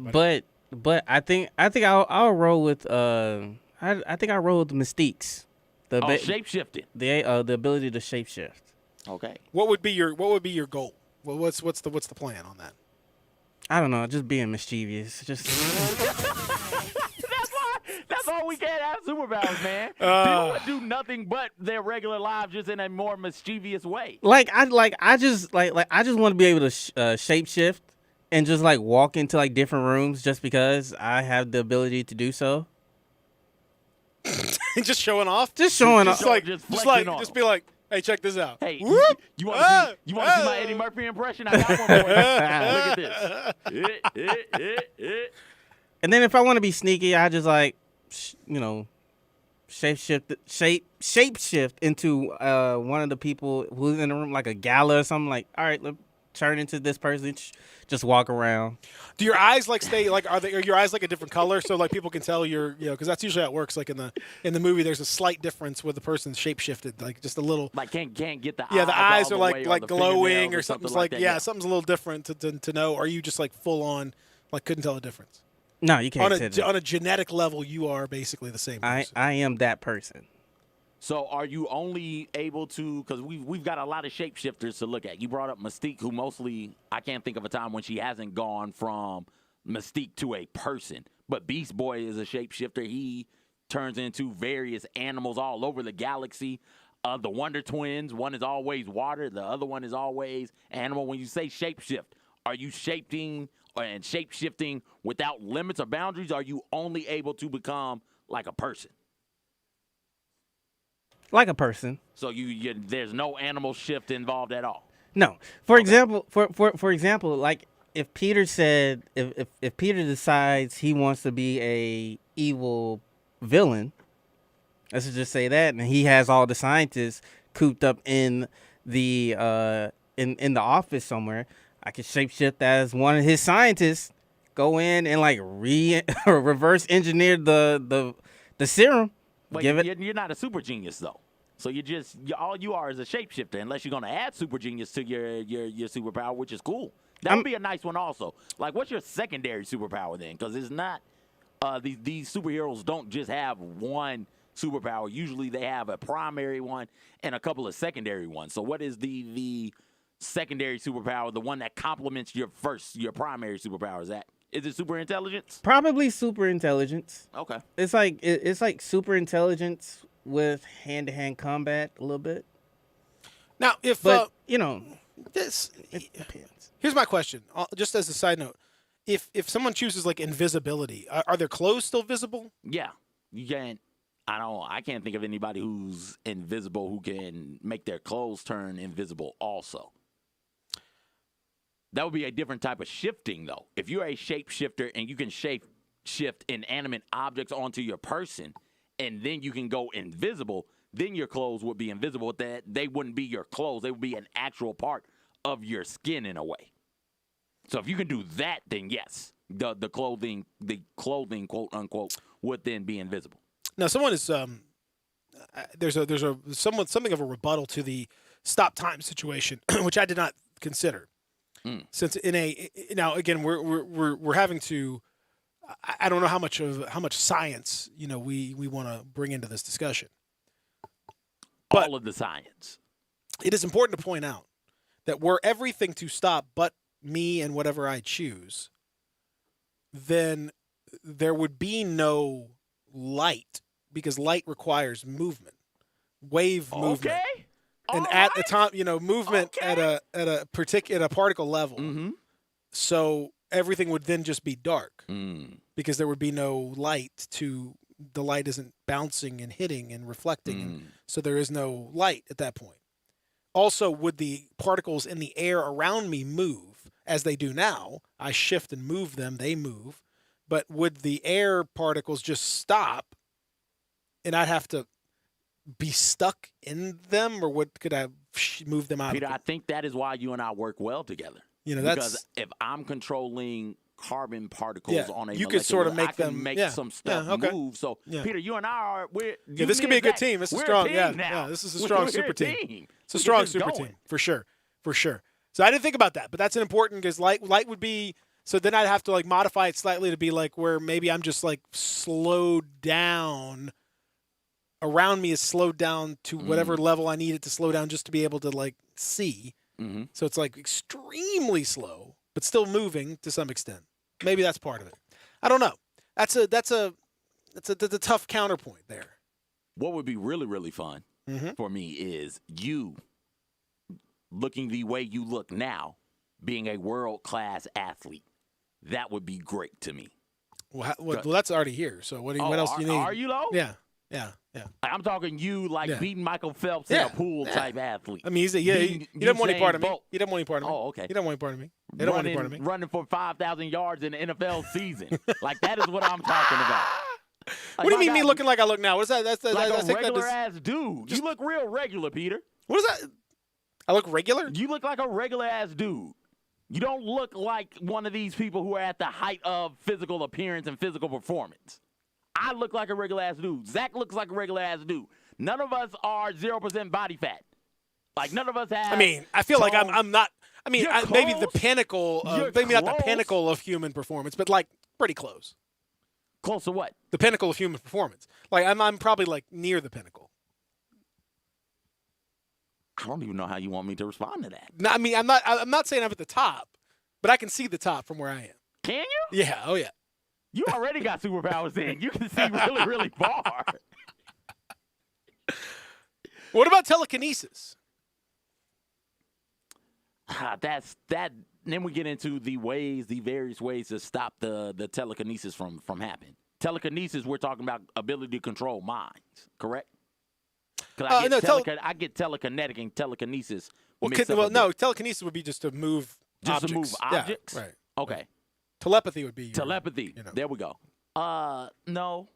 As great a power as that would be, I don't want to just be out here throwing satellite dishes as frisbees. Like, that just wouldn't do it for me. Although Magneto, I forget which is it Days of Future Past? I think it's Days of Future Past. When he lifts the baseball, spoiler alert, Magneto lifts the baseball stadium up out of it. Isn't it like City Field or Shea? Or Shea? It is in D.C. What's the Nationals ballpark? I feel like it's the Nationals ballpark that he lifts. Okay. Wait, were the Nationals around in the 70s? RFK Stadium? Was that around? Yeah. It might have been Baltimore then. Baltimore, yeah. It might have been, but one of those. Anyways, he lifts the whole stadium. It didn't really happen. I mean, yeah. It was depending on who you ask. He lifted the whole stadium. Really Point being, he lifted a whole stadium. Right. That was really, really cool. It's impressive. That is impressive. It's impressive. So if you can do stuff like that, hats off to you. That'd be pretty damn impressive. We're just talking. We're not talking pretty damn impressive though. We're talking like most effective. You know. What's the best what is it, the best or the one you would just prefer? I mean, it'd be fun to fly. It'd be fun to fly, honestly. It'd be fun to fly. Flying would be cool, especially as a single lad. Like, hey, come on, I'm going to take you on a date. Where we going? To the clouds, baby. I'm going to take you to the moon. Let's get it. Well, I've watched Aladdin. We see how that works. Aladdin got the girl in there. I know. It was great. That's what I'm saying. It worked out great. He did the thing where he fell off the back, and then he's like, I floated up. That's a strong player move right there. Like, oh, girl, you want me to leave? Just kidding. I got you. Last date night I went on was to see Aladdin in the Orpheum. Mm-hmm. Good times. But yes, so I can open your eyes. Take you. Well, yeah. Mm-hmm. It's a good. It's big. It's a big time move. Oh, to be able to pull that. Some real player stuff. Yeah. I totally agree. Ultimately, though, I mean, it depends on what's the most fun, the most effective. Phil, you can give us a phone call, 360-8255. Working on getting our texts squared away. So you could send us some texts at 67129. Hopefully we'll get those fixed up so we can take your texts on the issue. Up next, we may spin that thing one more time. Plus, we'll get back into, because it's been kind of fun to do that. We'll also take a look at the update on the Korean Baseball League. Unbelievable. I can't believe that we're all talking Korean baseball. It's happening, folks. It's happening. Live sports. It's real. That's all next. Sports 56, 96.1, 87.7. Check out Dave Voloshin and Brett Norsworthy with Sports Time on Sports 56. Weekdays from 3 to 6 on Sports 56, 96.1 FM and 87.7 FM. The folks at Homer Skelton Hyundai want to say thank you. Thank you, Memphis, for another spectacular year. They set records, but I can understand why. You think about the product. Where else do you get a 10-year, 100,000-mile limited powertrain warranty? That's what you get on every new car at Homer Skelton Hyundai. Oh, and thank you again for the 11th straight year, the #1 certified pre-owned car dealership in all of Memphis. It starts with that product, but then it goes to the shopper assurance. Where else do you go where you get transparent pricing, flexible test drive, take the car for a couple of days if you want, streamlined buying process? You're not going to be there all day, in and out. And then, and I have not seen this anywhere else, the 3-day worry-free exchange. You buy a new car, if you've got any buyer's remorse, you've got 3 days to change your mind. Just get on Lamar, take it into Mississippi, the first exit's Craft Road, turn left, and go see Chris True and all the gang at Homer Skelton Hyundai. Hi, folks. Bob Burkheim for Sunrise Chevrolet. A lot has happened overnight, and just wanted to let you know we're open at Sunrise for all your automotive needs. Service, body shop, parts, and sales. Go online to sunrisememphis.com to schedule an appointment. Should you need a vehicle, we're offering 0% up to 84 months with deferred payments up to 120 days. You can shop online. We'll bring the car or truck to you. At Sunrise, we know you want to feel safe, so bring your car to any Sunrise location. We'll disinfect it at no charge. Find new roads to Sunrise Chevy in Collierville. DeSoto Auto Sales specializes in late model cars with low mileage. They have the highest standards in the car industry. All of their cars are test driven, checked out from head to toe, unlimited inventory, every make and model. And if it's not on the lot, they'll find it for you. Walk in the door of DeSoto Auto Sales, 5704 Goodman Road. Within 45 minutes, you can test your car, get credit approval, and finish paperwork within an hour. No shortcuts at DeSoto Auto Sales. Kind, courteous employees, a down-home environment. DeSoto Auto Sales cares about your time. Lowest prices in a 350-mile radius. We're living in a world today where time does matter. Visit them online. Check out their referrals. DeSotoAutosales.com. Very proud to serve DeSoto County and other surrounding areas. DeSoto Auto Sales, 5704 Goodman Road. Call 662-890-7184. 662-890-7184. Come on down to DeSoto Auto Sales. You already know you can listen to Sports 56, 96.1, and 87.7 anywhere with the Sports 56 app or at sports56whbq.com. But you can also watch live video of all of our shows on Twitter, Facebook, YouTube, Instagram, and Periscope. Don't miss out on anything. Stay in touch with Sports 56, 96.1, and 87.7 on social media. Welcome back to Sports 56 Mornings with Peter Edminston and C.J. Hurt. This hour is brought to you by MemphisFarmers.com. Insurance coverage backed by a local agent and a brand trusted nationwide. We are farmers. MemphisFarmers.com. Here once again are Peter and C.J. I heard her say from each other, even lovers need a holiday. I mean, this is Holiday Girl. Far away. one of the better. We could have a list of the top 5 bands named after places. Chicago would be up there. It's hard for me to say I'm sorry. Great stuff. But I'm sorry, girl. I just want you to stay. Any song is it benefits from that, I think. From what? Just a random, deep-voiced Mike from Boyz II Men style. Yes. What's going on, girl? That's How's why it going? That's right. That's why I grabbed Mike in my boy band. Like, you need that dude in the group. Any song it benefits from that. I would completely agree with that. That's right, girl. How's it going? Yeah. So good. Star Spangled Banner. Absolutely. Oh, say, can you see, girl? Those Rockets. The Ric Flair, baby. Dawn's bursting, girl. The Brave, baby. Is that like the Boss Baby? Brave Baby? I don't know. I need to finish season 4, though. Boss Baby's great. I'm on season 4 of Boss Baby. My daughter It just absolutely came loves out. Boss Baby. I enjoy watching it too, but she finds a lot of joy of Boss Baby. It's funny to me. I don't know why Boss Baby's so funny. Because she likes Prince's baby, and then she likes to be very bossy. So it really works out well. For her. It's really on the right on the money for where she is in her life. It's just smack dab right there. Who'd you have last night? In the Korean league. Oh, I had the Korean team.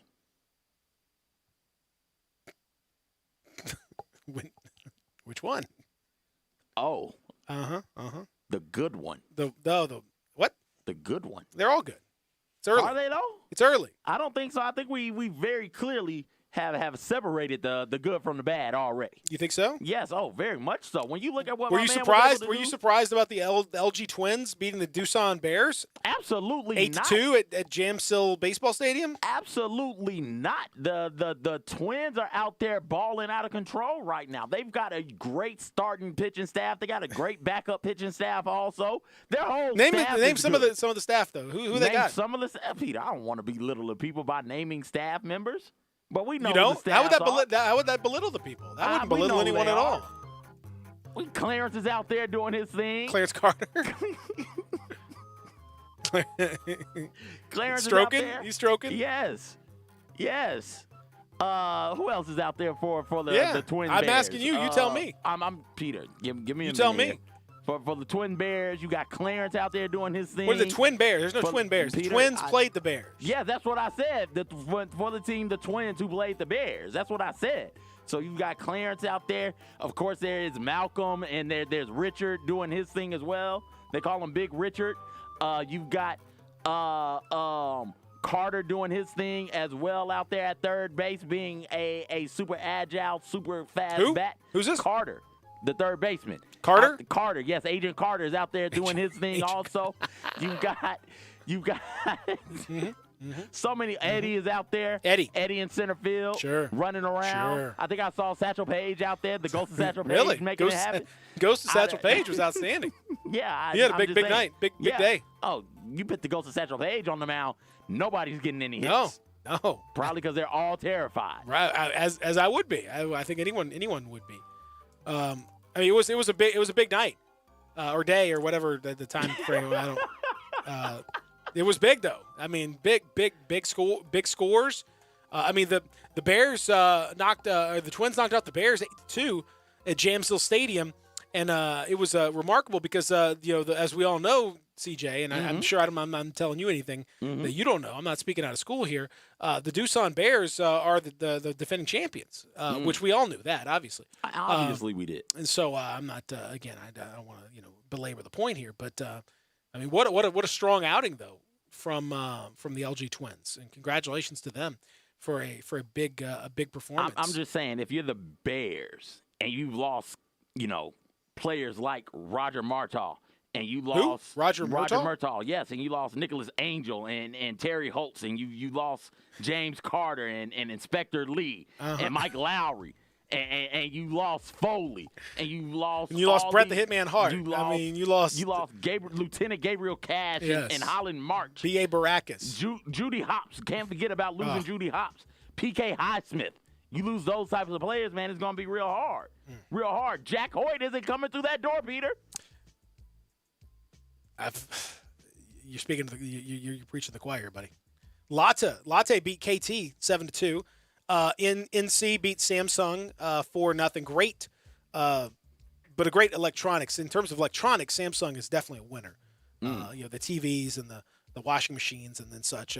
They destroyed NC in that regard. But on the baseball diamond, the old diamond with the crack of the bat and the slap of the leather and the old horsehide and the old root for the home team and buy me some peanuts and Cracker Jacks at home because we're not at the stadiums.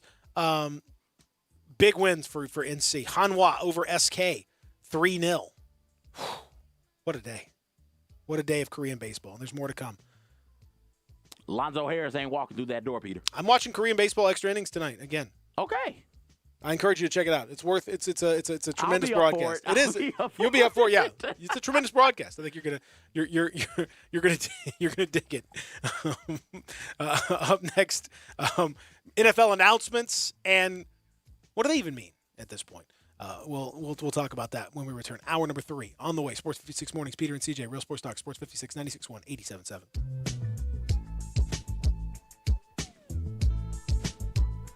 Hi, it's the herd. 66% of dudes start to lose their hair by the age of 35. Start noticing thinning hair?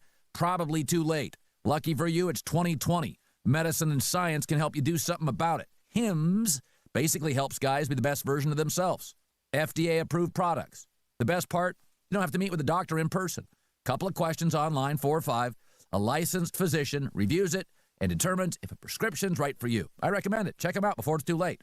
My listeners can get started First month free. How's that? Go to 4hims.com/Colin. Prescriptions do require an online consultation. Doesn't take very long. A physician's there, man or woman, determines if this prescription is appropriate for you. Most will be. Offer valid only if prescribed. 3-month minimum subscription. Additional restrictions do apply. Check out the website. It's got all the details and all the safety information. Check it out, guys. FDA-approved products. 4hims.com/COLIN. Have you wanted to speak a new language, but you thought it'd be too hard or take too much time? Then go to Babbel.com, download the app, and try it for free. In just 15 minutes a day, you'll be on your way to speaking a new language in just a few weeks. And right now, you can try Babbel for free. Babbel starts out teaching you words and phrases by matching them with pictures. You won't believe how easy the interactive program is. Soon the sentences get a little bigger, and before you know it, you're having simulated conversations voiced by native speakers. And because Babbel is crafted by language experts and uses the spaced repetition method, in just 10 to 15 minutes a day, you'll be speaking the language of your choice with real confidence. With Babbel, you can speak a language. Just go to Babbel.com and start your first lesson in the language of your choice for free. Download the Babbel app or go to Babbel.com and try it for free. That's BABBEL.com. At Victory Auto Sales, that's victoryauto.org. We always ask our customers what they want most of the used car. I want a car that runs when I turn the key. Don't want my appointment over there just waiting on me. Buddy. Throw away the cable. You'll never be late. With one of our cars because they are just darn great. I want a car that runs down the road, that doesn't leave me stranded while it's getting dough. I want brakes on my car so I can stop. When I'm driving too fast and when I see a cop. They want a car that starts. They want a car that runs. They want a car that stops. Victory Auto Sales, 901-380-5800. That's victoryauto.org. Check us out. We are at 4885 Elmore, just off Covington Pike. In-house financing, of course. Generous credit approval. Of course, don't forget to ask about our layaway. That's victoryauto.org, 901-380-5800. Fill out the credit app online or come by or give us a call, 901-380-5800. This is Peter Edminston from Sports 56 Mornings. During this coronavirus pandemic, all of us at Sports 56 urge you to please stay home, practice social distancing, and wash your hands often. While you're home, stay connected with Sports 56. Turn us on your radio, phone, computer, or smart speaker and stay up to date and connected. This is a tough time for everyone, but we will get through it if we all do our part. Stay safe, stay healthy, and stay connected with Sports 56 and sports56whbq.com. We are Sports 56 WHBQ Memphis, WIVG-FM Tunica Memphis, and WPG-FLP Memphis, Flynn Broadcasting Stations. Welcome back to Sports 56 Mornings with Peter Edminston and CJ Hertz. This hour is brought to you by Acura Memphis. Here once again are Peter and CJ. She's been living in her uptown world. I bet she never had a backstreet guy. I bet her mother never told her why. I'm gonna try for her uptown girl. She's been living in her white bread world. As long as anyone with hot blood can. You guys aren't jamming at all. I'm right there on the soft rock. This doesn't hit me in my soft rock bone. Yeah, this is a hard soft rock. This is a what? This is like a metal. This is like soft metal. Oh, okay. I didn't know that was a thing. I didn't either. But it is. It's like Mercury. Wait. Oh, okay. I thought Mercury was a band, but now we're talking about Mercury the metal. I got you. Correct. I'm back down in. You I see what you you're talking understand? about. You understand? Yeah, I You gotta be understand. I feel quick. I'm zipping around here. You are. You know, you gotta be on top of it. Welcome back, hour number 3. That's right. We did it. We made it to hour number 3. How's it looking out there, Zach? We got gray clouds. And CJ, for that matter. Now that CJ can, both of you guys can give me the current outlook. The wind is picking up. What are we thinking? Like 10, 15? What are we looking at there? We're looking about from 5 to 10. 5 to 10? Okay. All right. 5 to 10. The wet stuff has it coming. Has it? Is that wet stuff going to come? Maybe. Wet stuff always comes, man, especially this time of the year. I thought it was April showers bring May flowers. I think that this is the May flowers portion of this, right? around Memphis, that's not always the case. The wet stuff comes right around this time. It's supposed to be nice though. The weather is supposed to be, we're talking a little bit on the humid side, but temperature wise, mid 70s today should be lovely. In that, and a good day to get out and be socially distant and not go running out to a bunch of places just because stuff's open. Let's just relax a little bit and take our time and use common sense and masks and all that sort of thing, right? Let's do all that stuff. It's not to be rushing out. No need for shenanigans. I've seen a lot of people, when you give them an inch, they take a mile, CJ. You know what I mean? There's a lot of folks who've taken some of these reopened measures that we've seen and have kind of said, well, looks like we got this thing under control, baby. And they're just, going out there and getting buck wild. And I'm saying that is not where we need to be right now. No, you don't. You certainly can't be getting buck wild. Don't be turning inches into miles. And certainly, maybe with the wet stuff coming, we can stay inside for a little bit. Is that a metaphor? What? What you just said. I can't remember what I said. What's the wet stuff coming? Because there's no rain in the forecast. I'm looking outside, and wet stuff is definitely going to come. I'm looking at it. The trees are swaying beautifully in the wind. It is dark out. You don't see the individual clouds. What is this? Is this a No, there are no cumulus clouds in the sky. That is like the stratus clouds, and the stratus clouds are where we get the rain coming in at. I'm not sure that that's right at all. I'm pretty sure those are definitely types of clouds. I think those are definitely types of clouds. Yes, and that's how it works. The stratus the clouds. Dodge Stratus, yes, but that brings rain. I agree. Yes, so yeah. You can make it rain if you got a Dodge Stratus. It's all Dodge Stratus clouds in the sky. Well, I'm just telling you what the forecast is. Okay. Well, rain is not in rain's not. We're not getting any rain. I know what I know, and I know what rain looks like, and I'm looking at it right now. It's not raining. Yeah, but because it's about to. I don't think you know what rain looks like. If you think you're looking at rain right now, then you definitely don't know what rain. It's about to rain, Peter. All right. Yeah, I was right. Stratus clouds. Look at me. Stratus and cumulus clouds and stuff. Yeah, I know about clouds. Okay. I know about cloud coverage. And this cloud coverage tells me it's been a rain. I'm not gonna lie, like the next 5 to 6 days looks wonderful. They look wonderful, right? Forecast looks great. That is great. The next 5 to 6 days. I'm looking at the joint right now. Everybody just relax and nobody lose their mind. You know what I mean? Like, it's fine. You can do whatever you got to do, but if you get out and be just be mindful. That's all I'm saying. If we squander all this time that we've bought, then there's really no point to all of this. We don't want to have wasted all that time that we bought ourselves in order to make all of this sort of thing happen. Now, that being said, we are in the midst of that whole thing, and maybe we'll see something, break. Maybe we won't. Maybe we'll find some way to finish the NBA season. We were talking a little bit about that yesterday. To me, I don't even know like what that season represents at this stage when you've had this much time in between your action. I don't even know what that really means, like what winning, that sort of thing gets to. I feel like you're kind of chasing something that isn't really possible. And I think on top of that, we watched we kind of like watch this South Korean baseball because it's the only thing that's actually happening live. But how is it happening? That's the question we need to be asking ourselves. And I would like for maybe even on the broadcast for them to go into the detail of exactly how it is that they are playing. Why are they able to play and really no one else is? And certainly we're, quite a ways away from being at that stage where we can put people out there. How did they, get to that point? That to me is the question that needs to be discussed before we, go too much further, because people are going to start seeing that and are going to start, wondering and thinking about what does that mean for our games? How close are we? And when the truth is we're nowhere close to being able to do what they're doing. And they're having games, normal games in their normal stadiums, but with no fans.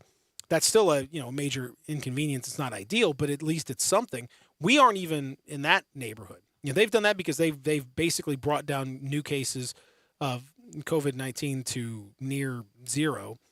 They not only flattened the curve, they dropped it off considerably and are continuing to take huge measures on a daily basis to make sure that that is the case. We talk about the need for testing, extensive testing. They do extensive testing on the regular population in addition to obviously the players that are involved and everyone that's involved in those games. But on top of that, they do quarantine, isolations, making certain that anything, if there is any positive test, that they know exactly who that person was in contact with, where they went. It involves a level of surveillance, which is probably not particularly comfortable. I wouldn't be all that comfortable with it, but that's going to be one of those trade-offs that we're all going to have to kind of start thinking about. Point being, it involves a level of planning that we aren't even close to. Our case numbers are going in the wrong direction. Theirs have gone down to virtually zero.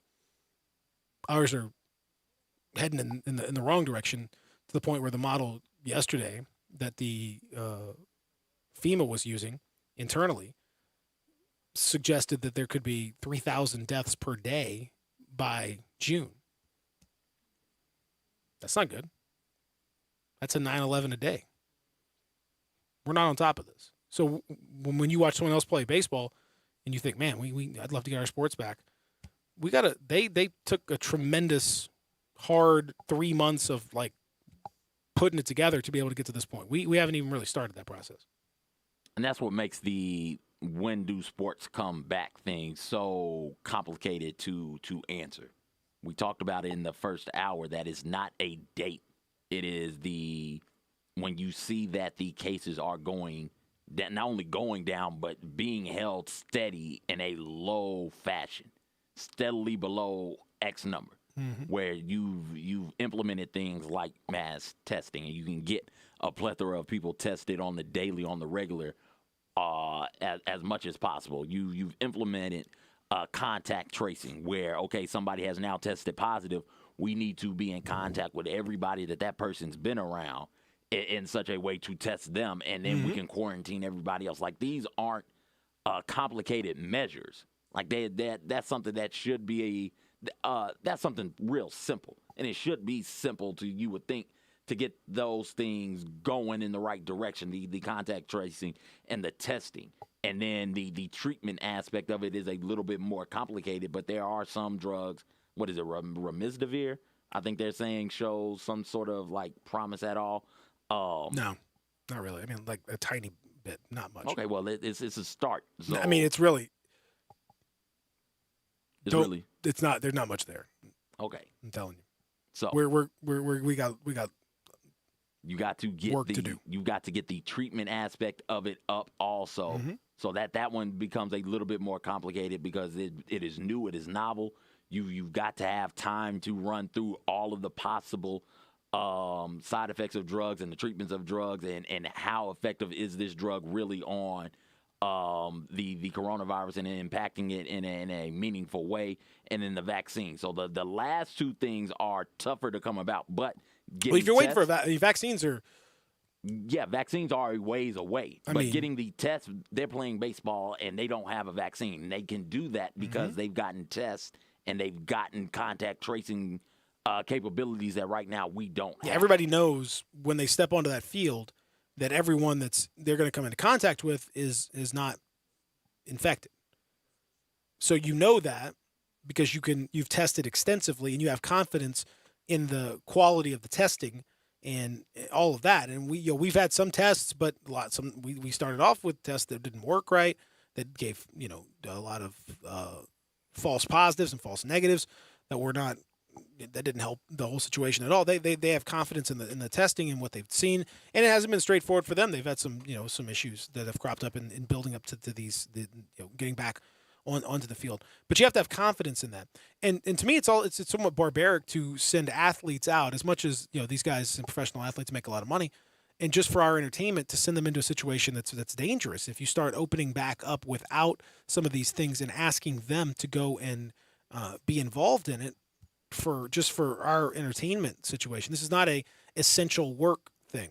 It's barbaric enough that what we've asked a lot of the workers at grocery stores and meat packing plants and other frontline medical workers, what we've asked them to do without taking good care of them financially or with medical equipment, with safety regulations, all that stuff. We've asked them to do essential work, what we've deemed essential work, without the essential things to keep them safe and taking good care of them. Yeah, we put a little ad out that calls them a hero and whatever, but that's doesn't really replace what goes on.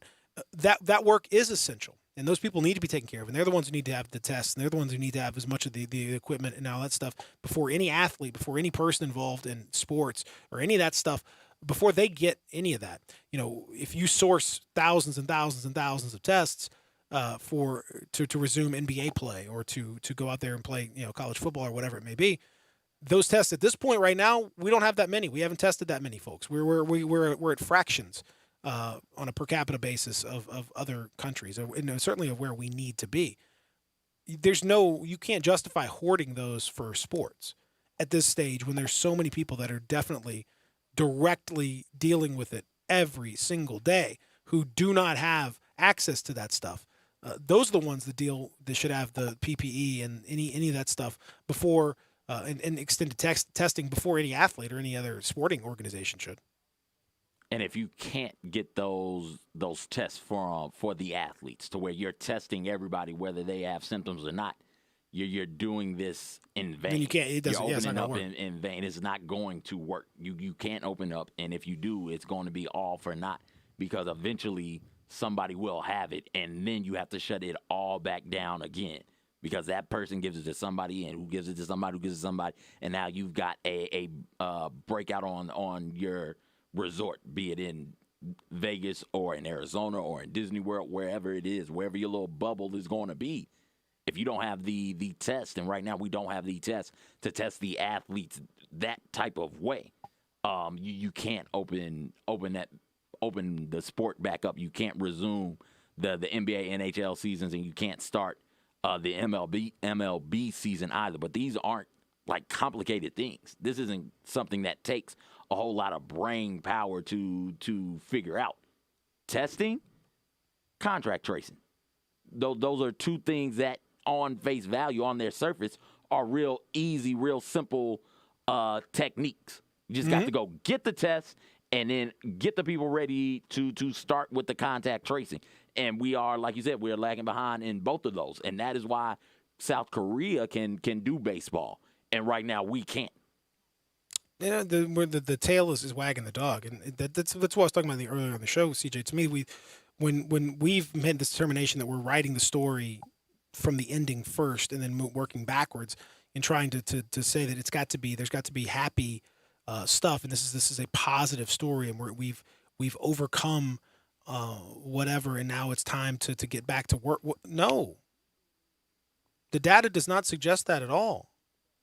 It doesn't. And this propensity that we have as a culture to rewrite the story for a happy ending or to demand that there's a happy outcome or that we're guaranteed a happy outcome irrespective of how we handle it. That is not what is suggested by what's been going on. And it's irresponsible. It would be irresponsible for me or anyone else to claim otherwise. We're sort of, putting our heads in the sand to some degree and saying, it's okay. We got to get back to work. We just got to. We don't got to. We don't have to guarantee numbers going up. We don't have to send people back out. We don't have to do that. There are mechanisms by which we could avoid that. So we were choosing to. Why are we choosing to? Complicated question. Lots to deal with there. But we're choosing to, and because we're choosing to, we are delaying what we're seeing in Korea now. We're delaying all that for us. We are kicking that further and further back because we've already started to see it. The numbers will bear it out in a couple weeks' time. The more you increase people's movement, the more you decrease their social distancing, the more you see decreased mask usage, and the more you see, people going out unessentially and just trying to quote unquote resume normal life, the more you're going to see those numbers go up, because we do not have a treatment that's of any reliability. We do not have a vaccine. We do not have a cure. We are getting there. We don't really have testing to any. I mean, we certainly have increased testing compared to what we were, but we don't have testing to the point where you can test people that aren't symptomatic, and where you can test folks that are, everyone that's going to be in your general work environment, so that you would know, what you're dealing with, or your general just environment of people that you're going out with. We don't have that stuff.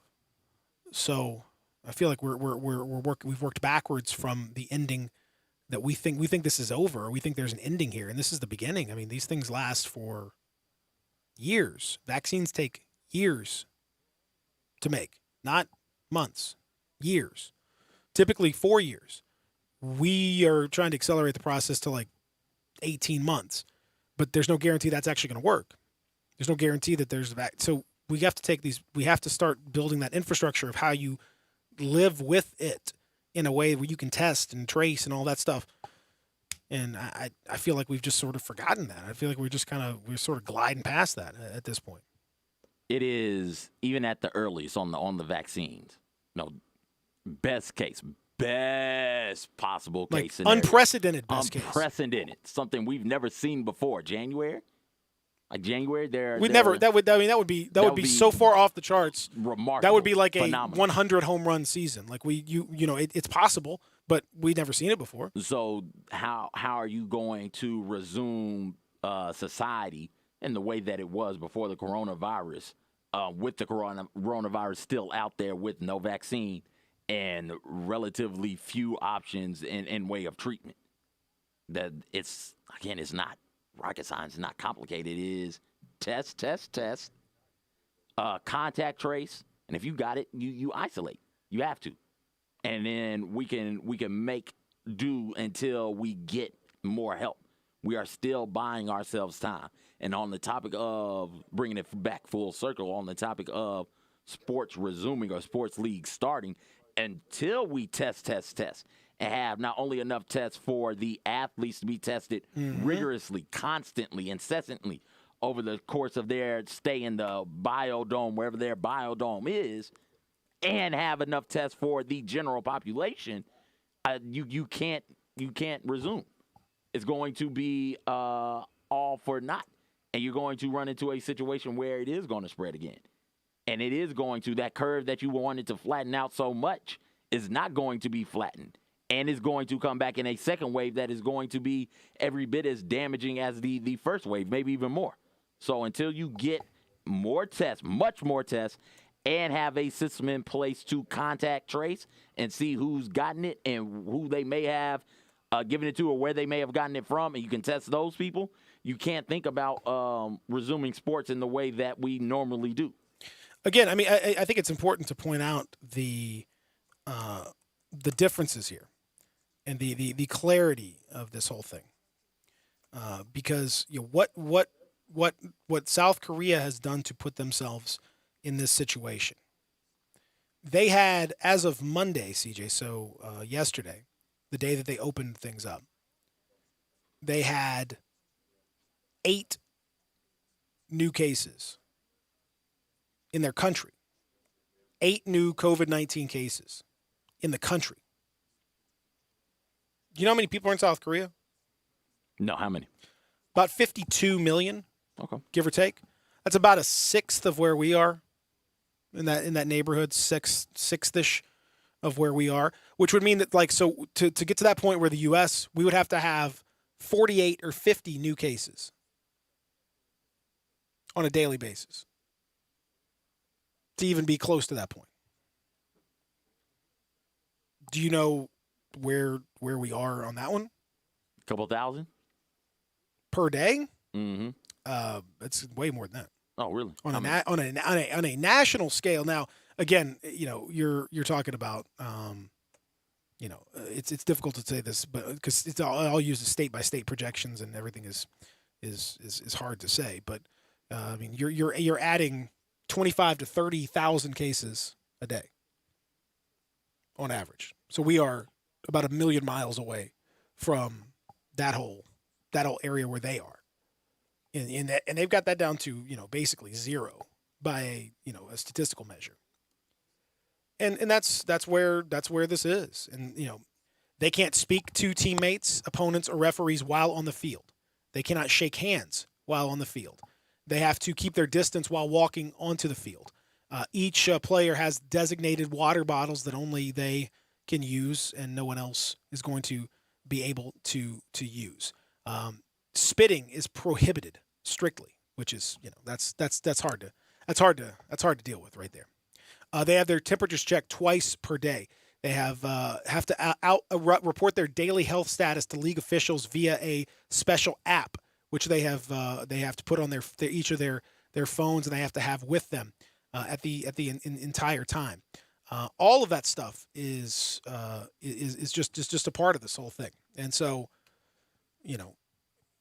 they're returning, and it looks simple enough when you watch it, but there is a tremendous amount of background work that has gone into getting them to the position where they can do it. And we have delayed, and we're pushing that background work back. So it's just going to be that much longer before we're going to have even the opportunity to return in empty stadiums with all of those restrictions that are very much in place. Testing, of course, is absolutely the critical situation. Up next, we'll talk about what that means locally here as well. About the reopening. We'll also take a look at your texts as well. And phone calls too, 360-8255. Sports 56 Mornings. Peter and CJ, Real Sports Talk, Sports 56, 96.1, 87.7. Listen online anywhere, anytime at sports56whbq.com.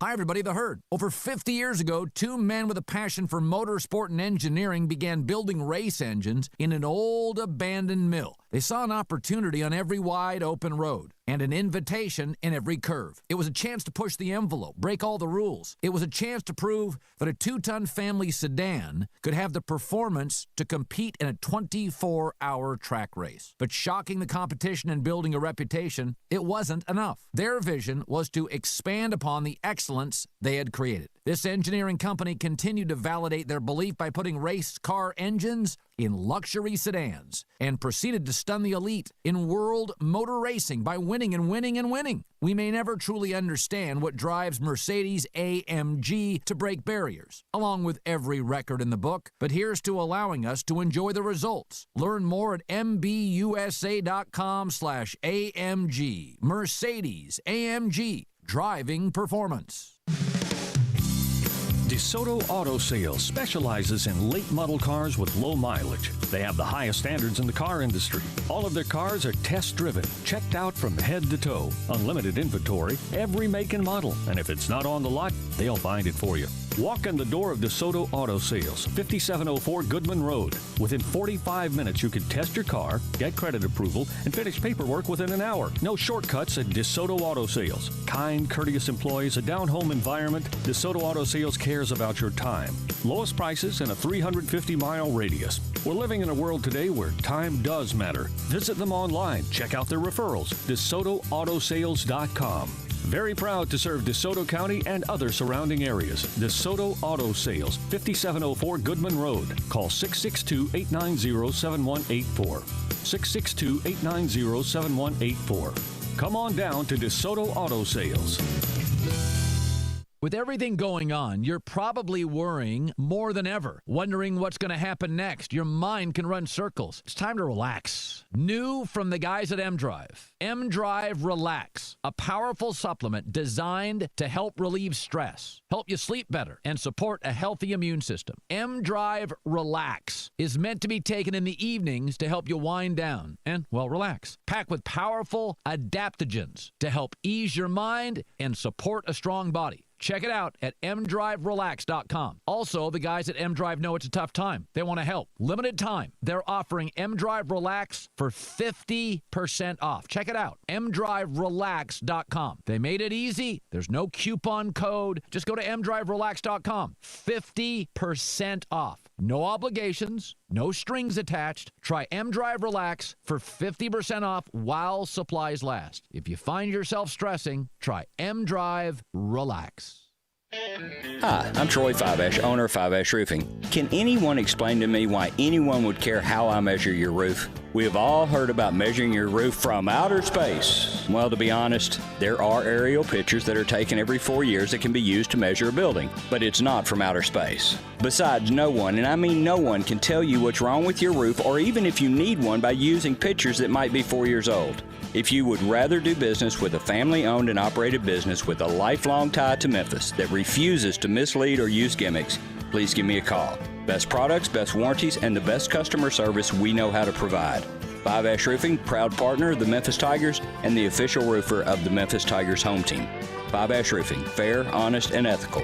367-0050 or memphisroofer.com. 367-0050 or memphisroofer.com. Fiveash Roofing, it's what we do.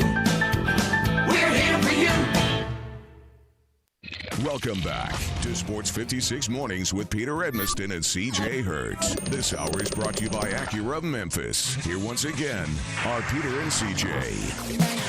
When my money going out on the town, doing anything just to get you off of my mind. But when the morning comes, I'm right back where I started again. There you go. And trying to forget you is just a waste of time. Come on now. Baby, come back. Yes, sir. Welcome back.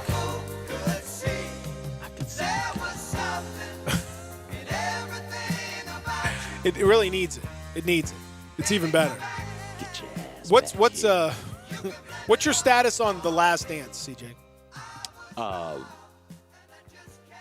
Really, really good. No. It Have is- you? No. I'm not, Oh, wait. Have you watched? Where are you? I am. I have not watched this past week's Last Dance, but I am. I'm going to watch it at some point in time. So the one whichever aired on Sunday, what was it? 5-6 that aired Sunday. You're like the only person on planet Earth who hasn't watched this. Okay. It's very frustrating. What's But I'd like to frustrating talk to you about it. Talk about it. I'd like to talk to you about it. And I can't. Zach? Did you watch? No.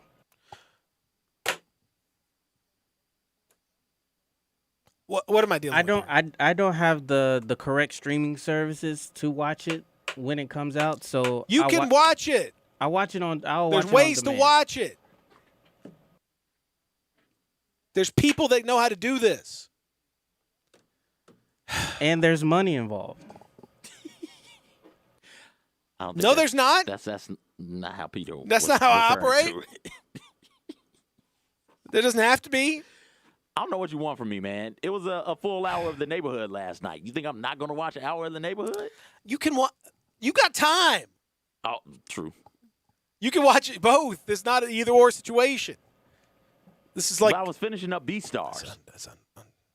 I thought for sure after we talked about it yesterday that you would be like, you know what, I need to go back and check this out. I need to go see what's going on with this thing. One thing I can tell you, having watched this thing again, I'm a little. I don't. My man, the filmmaker. Again, documentary is. It's not a documentary, but the way he slings back and forth, time shifting like it's Inception or something. Like it's a little unnerving. I wish we would just stick with like one frame or the other. Like he goes back and I don't know what we're doing. I don't know. It's an annoying situation. But one thing that I learned from this, I think, and I remember this back in the day very well, watching it at the time, and now going back and seeing it again, it's only heightened. Those Bulls black jerseys with the red pinstripes, nice, are like some of the best jerseys in the history of jerseys. We're gonna have to talk about, maybe later on this week, CJ, just put it on your list. Maybe tomorrow we'll talk about best jerseys of all time. Okay. Well, we can go. We'll start. We can go NBA. We can go NFL. We can. I think the NBA jerseys are particularly iconic. But listen, we can do a number of different things here. But those Bulls jerseys some of my absolute favorites. Those things were, there was something about it.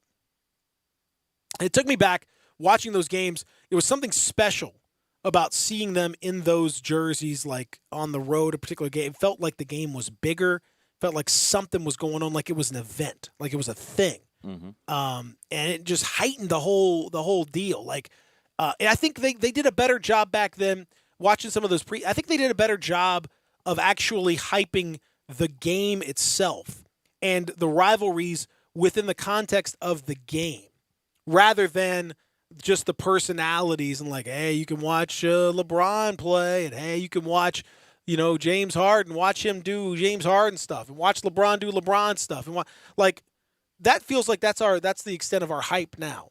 Back in the day, it felt like that we really hyped up the game, the strategies of the game, the context, the rivalries within the game itself, and it made the game feel bigger. It made the game feel like it was the big deal, and not just the fact that you got to see this guy. It is. You've made this complaint a couple of times before about the way we go about broadcasting the NBA, specifically in the 90s. It felt like the people commentating on the game liked it. Mm-hmm. Now it is back in my day. There's a lot of former players who go straight to the back in my day. This is how we did it. We wouldn't let so-and-so do X, Y, Z back in my day.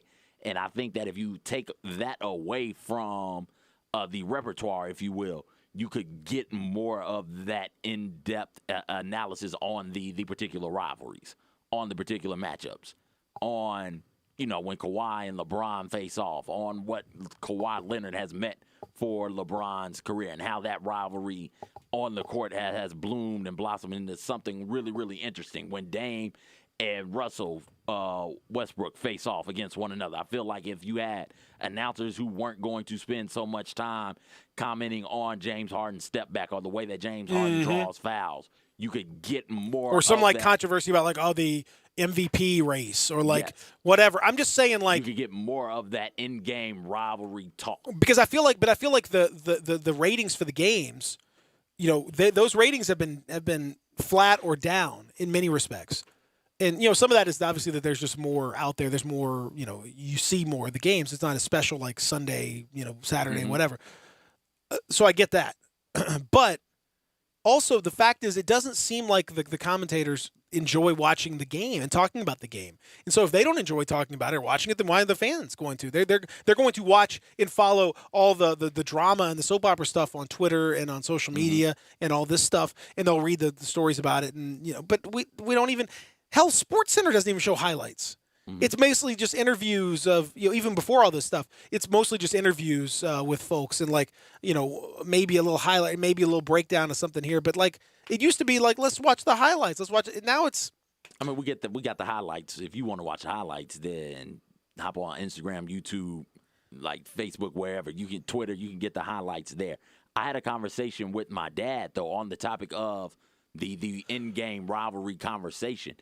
His whole thing about that era, and I hope he's not listening because I don't want him to call in. He's definitely not listening. That means he almost certainly is listening. We had this conversation about rivalries then and now, and I ran through maybe 10 to 12 really good rivalries around right now. He had no clue because he's not tuned in to the social media component of the back and forth, and so he's leaning on the commentators to tell him, hey, yo, this is what happened the last time Russell Westbrook and Damian Lillard played. And that stems from an altercation that they had 2 or 3 years ago. And that is why this rivalry is what it is. And this is why they always bring their A games and why it brings out the best in both of them when they face off against one another. He had no clue.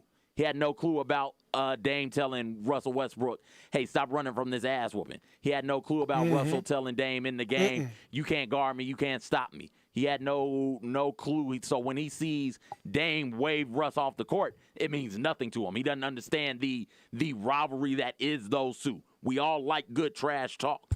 And what the commentators on the game did in the 80s and the 90s, on top of liking the sport, they really discussed some of that rivalry, that back and forth, that banter on the court with the with the people watching at home. We don't get that as much right now. Some do. Some are really good at pointing that out, but for the most part, we aren't getting that anymore.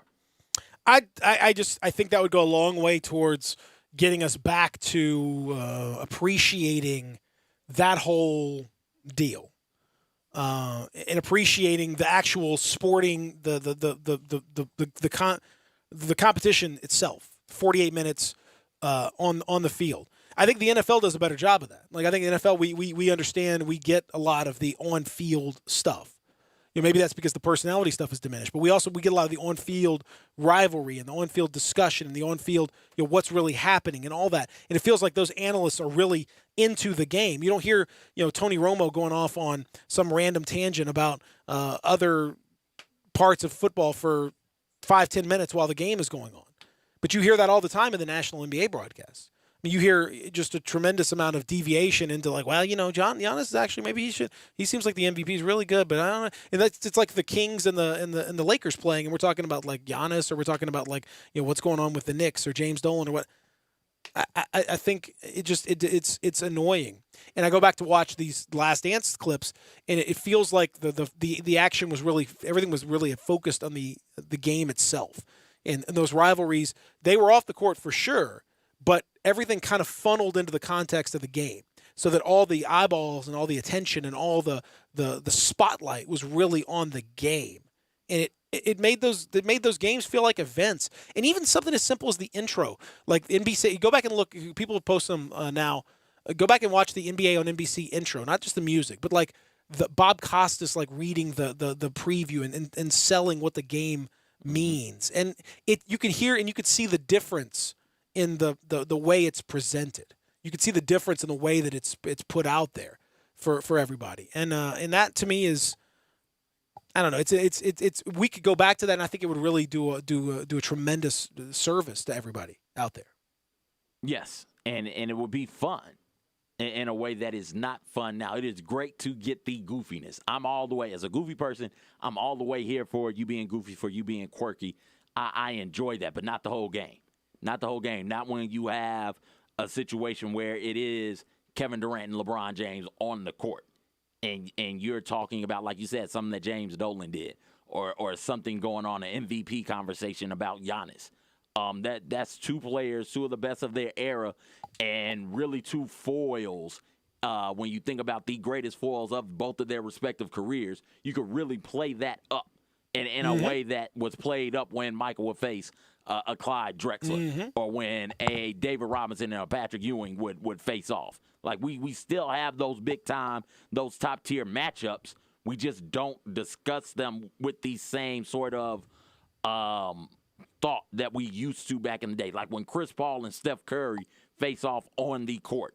Yeah, we all know that they get along fine off of the court, but on the court, they don't get along. They are dogged. They dislike one another. Much the way that Magic and Bird got along fine off the court, but on the court, they were very clearly rivals. And if you have a broadcast that highlights those sorts of things, I think we can get out of this mindset that, hey, everybody in the NBA gets along, and that's not the way it was back in the day. No, they got along back in the day also. We just talked more about their struggles on the court to one-up one another more than we do now. I mean, do we not remember in episode 1 when Michael Jordan is out there playing golf with Danny Ainge the night before they're playing in a playoff game? I mean, what happens now if you see like video of like LeBron playing, golf with whoever, pick some random rivalry. He's soft. He's soft. Wouldn't happen. That wouldn't happen. That wouldn't. No, they wouldn't even. Old school rules back. So it's silly how we continue to move the goalposts. Our friends at Central Barbecue are helping you through all of this. Number one, they're helping you because you want to eat good food in the middle of all this, don't you? You don't want to stress about what your family going to eat, what are you going to eat, and all that stuff, and you don't want to stress about how you're going to get it.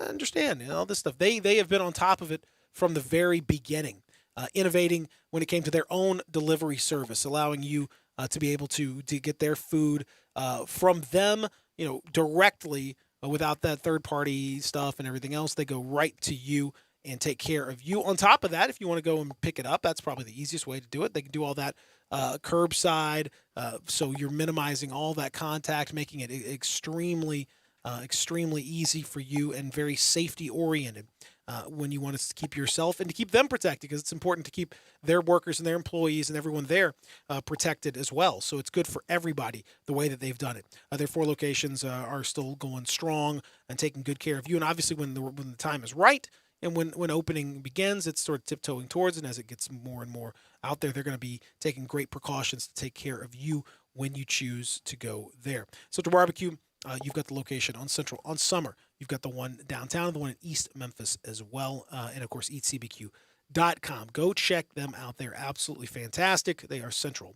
Barbecue. Up next, got some, Elon Musk is something else. That's all I can tell you.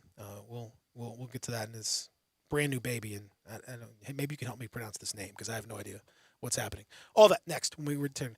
Sports 56 Mornings. Peter and CJ, Real Sports Talk, Sports 56, 96.1, 87.7. Broadcasting from the Family Leisure Studio, we are Sports 56, 96.1, and 87.7. Commitment, dedication, perseverance.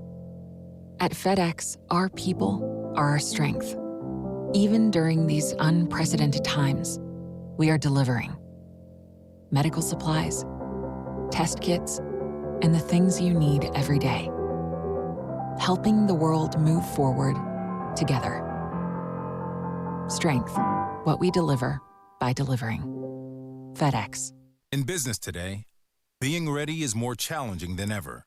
As you work to keep your doors open and employees and customers protected, Cintas is here to help. Our trucks can deliver essential supplies like soap, microfiber towels, disposable gloves, paper towels, toilet tissue, and safety glasses. We can even sanitize your restrooms. We'll serve you with the speed and dedication you need. Learn how Cintas can help your business stay ready at Cintas.com. Hey folks, I'm Jarrett Carter. My family recently purchased East Memphis Ace Hardware at Quince and White Station, and we're excited to offer the best selection of Big Green Egg and Traeger grills. And then don't forget about our Benjamin Moore Paint Studio and the Garden Center for flowers. Save 60% with our new Duracell key fob replacement program. We have a master locksmith service as well as glass cutting and screen repair. The East Memphis Ace Hardware, located at Quince and White Station behind Three Little Pigs. Ugh, those nachos were rough on my stomach. When you have nausea, heartburn, indigestion, upset stomach, diarrhea, try Pepto-Bismol Liquid Caps for fast relief and ultra coating. Nausea, heartburn, indigestion, Pepto-Bismol Liquid Caps. Use as directed. Right now, more than 125,000 children are waiting to be adopted from foster care. The Dave Thomas Foundation for Adoption works around the clock to find them the permanent, loving homes they deserve. You can help. Learn more at davethomasfoundation.org. Have you dreamed of owning a car that starts every time when you turn the key? A used car that looks good and doesn't break down when you go somewhere? Call 901-380-5800. Victory Auto Sales now. Do you want a car that doesn't come with a set of jumper cables in the front seat? Do you want a car that gets good gas mileage and really is reliable transportation? Call 901-380-5800. Victory Auto Sales now, or check out the website at victoryauto.org. Call or visit Victory Auto Sales at 4885 Elmore, just off Covington Pike now, for a car you can afford and financing that doesn't take your whole paycheck. When you call Victory Auto Sales at 380-5800, you can throw away the jumper cables. When you buy a car from Victory Auto Sales, the tow truck driver will no longer be your best friend. Call Victory Auto Sales now, 901-380-5800, for a car that really is reliable transportation. Call 901-380-5800 now. That's Victory Auto Sales. VictoryAuto.org. Welcome back to Sports 56 Mornings with Peter Edminston and CJ Hertz. This hour is brought to you by Acura of Memphis. Here once again are Peter and CJ. And on a Friday night, little light is shining through the window, lets me know everything's alright. Summer breeze makes me feel fine, blowing through the jasmine in my mind. Now, you got to say congratulations to Elon Musk and his girlfriend Grimes. You familiar with Grimes? No clue at all what Grimes is. Yeah, it's his girlfriend. They had Elon Musk is, right? I've heard of Elon Musk. Okay. Well, that's good. We're on top of it then. Elon's trying to get us to Mars, correct? Yeah, he's doing a lot of stuff. I'm Okay. not a big fan of. He's not as someone who's allegedly a scientist. He's not necessarily the most scientific type fella, but in any event, he's doing his best. I suppose. Is he? I don't know. Not really. But anyway, nonetheless, he is. He had a baby. Elon Musk did. Well, Grimes did technically. I was going to say, wow, that is impressive. And the name of the child is boy is how do I pronounce? CJ, this is difficult.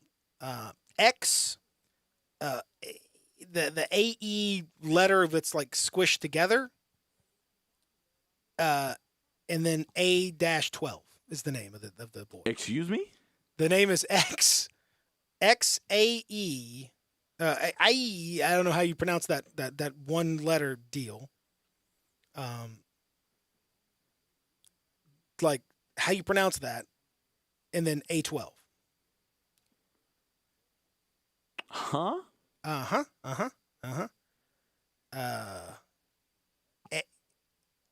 Again, I don't. Is that real? Show me the birth certificate. I don't think that's real. That's the tweet. See if you can see the tweet right there. Oh, wait, let me. Right there. You see that? Hold on. Wait. See it right I there. gotta look. You gotta look. There it is. Yeah. Show me the birth certificate. I don't believe that at all. That's the dad. I don't know what to tell you. I can't. I don't believe him at all. How would you pronounce that? You don't pronounce it. Is it like Prince? X. The artist formerly known as X. I didn't know we were just throwing symbols on birth certificates now. So symbols and numbers. So we're not doing that. So here's the thing. So people on Twitter have been trying to decipher this because they thinking that it's a cryptic way to say his name. And one person said the XEA squished together stands for X Ash Archangel, which sounds like a mouthful. And then the A-12. X Ash Archangel? Yeah. And then the we like in an anime here? I have no idea. And then the A-12, they said it was thought to refer to the Lockheed A-12, which is a CIA aircraft, codenamed Archangel. So I have Even no idea. worse, why would you name your child Archangel? Archangel. Oh, I can't say it. Archangel. Archangel. Yeah, why would you name your child that? Archangel Musk. Get over here. What? You could call him Archie. Archie Musk? Archie Musk. Get over here. Stop rich people, man. Why are we? What is happening? I know this is what I'm saying. Billionaires. Why do we like? I mean, just be regular. Give that regular ass child a regular ass name. Just give some money away. How about that? I don't know how that helps this confusing ass name, but sure. You name kid whatever you want. If you give hundreds of millions of dollars to I got you to various poor people. Got you. Name your kid whatever you want. It's great. The Name Your Kid Whatever You Want Foundation. That's wonderful. I'm in favor of all that. Archangel 12 and the coldest to ever do it, Crawford. Throw them in there. Name them. Whatever. We don't care. The coldest to ever do it is at least pronounceable. Like you see it, you say. I mean, what about Melodious Tones? Melodious Tones, another one. Go ahead, knock yourself out, Melodious. What was it? What was it? Tank. What was the other one? Tankarius, or what was it? The name that you brought with? I don't know if it was tangential. I don't know. It's something tank. General Booty. General Booty. Booty is his last name. Yeah. Hold on. Don't be bringing General Booty in it. General is a fine name. Booty happens to be his last name. He can't help that. General's a fine name. Booty is a fine last or backside name. And yeah, I mean, there's no John David Booty is the Josh Booty. If your last name's Booty, you might as well just lean into it. Just there's nothing There's you can no, do with you a can't. last You're name not. Booty. You're never gonna. You don't have to contribute to the name your kid whatever you want. Fine. No. Pat Booty. I mean, they're all there. I mean, just have fun with it. You know, why not? Why not? Richard Booty. Lieutenant Booty. Whatever you feel like doing, just have fun with it. That's I'm on favor. What I'm not in favor of is a name that is literally unpronounceable. Yes. Where they require some sort of alien tongue to but it's Musk. What? That's the name. So, what's your kid's name? Whoa, whoop, whoop, lip, bow. Musk. Well, that's an interesting name. We call him Archie for short. We call him X. That's why we call him X. Just call him X. I mean, what's the kid supposed to do with that? How's the kid going to supposed kindergarten? to spell that name? What in kindergarten? I mean, that's the terrible. The teacher can't spell that teacher name. got no chance. The kids have got. That means he's gonna get made fun of. No. You can't put that name on a Scantron. No. When you're doing standardized tests. Are we still doing standardized tests on Scantron? I don't believe we're doing that. Are we doing Scantrons? I don't know. I think so. Zach, you were in school yesterday. Did you do Scantron? I mean, last time I was in school, I think we were still doing Scantron. Yeah, yesterday. Yeah, yesterday, like I said. About like a whole year ago. Man, I forgot about Scantrons were annoying. Oh, so terribly annoying. The worst. We got to have a better way to do it now, surely. No, I think we're still Scantron out here in these streets. Texter 67129. Are we still Scantroning? We're still Scantroning. We still got the Scantron going. You get stuff wrong because you get on the wrong line. You did a little thing, and then you got to fill in the whole thing, but not a little bit. It's not the efficient way to handle this at all.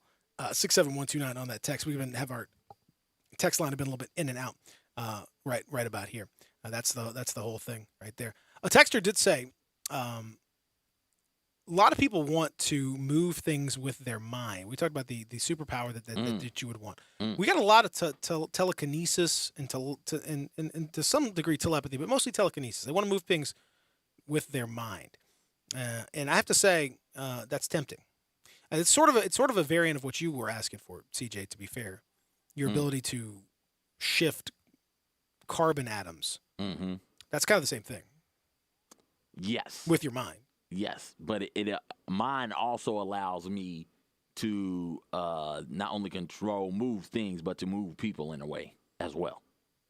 Well, that's telekinesis, though. Yes. So it's telekinesis at an atomic level. That's it's a fascinating sort of distinction that you're pulling there. Mm-hmm. Yes. It's quite remarkable, really. Thank you. I can't wait to find out tomorrow what Rob Fisher's been up to. It's a little scary, honestly. Who's he? I'm a little concerned about that. You mean Keegan's daddy? Mm-hmm. Oh, yeah, okay, that's okay. right. That's All right. Yeah, I mean it's the new superstar. Yeah. The Keegan Sports. What are we not? Why are we not on Keegan Sports? By the way, when are we gonna get the invite? I don't know. I'm a little sad. I'm a little disappointed. I don't know her like that. I can't just be like hitting her Has up. Eli gotten the call? Greg gotten the call? None. I mean, we haven't gotten the call. We're not. He's forgotten about his friends. Come on, it's ridiculous. Well, we'll have to ask him about that coming up on the show tomorrow. In the meantime, you guys stay safe, do your thing, social distance, wear your masks, take good care of each other. We'll be back in the morning. Coming up next, middays. Y'all be good.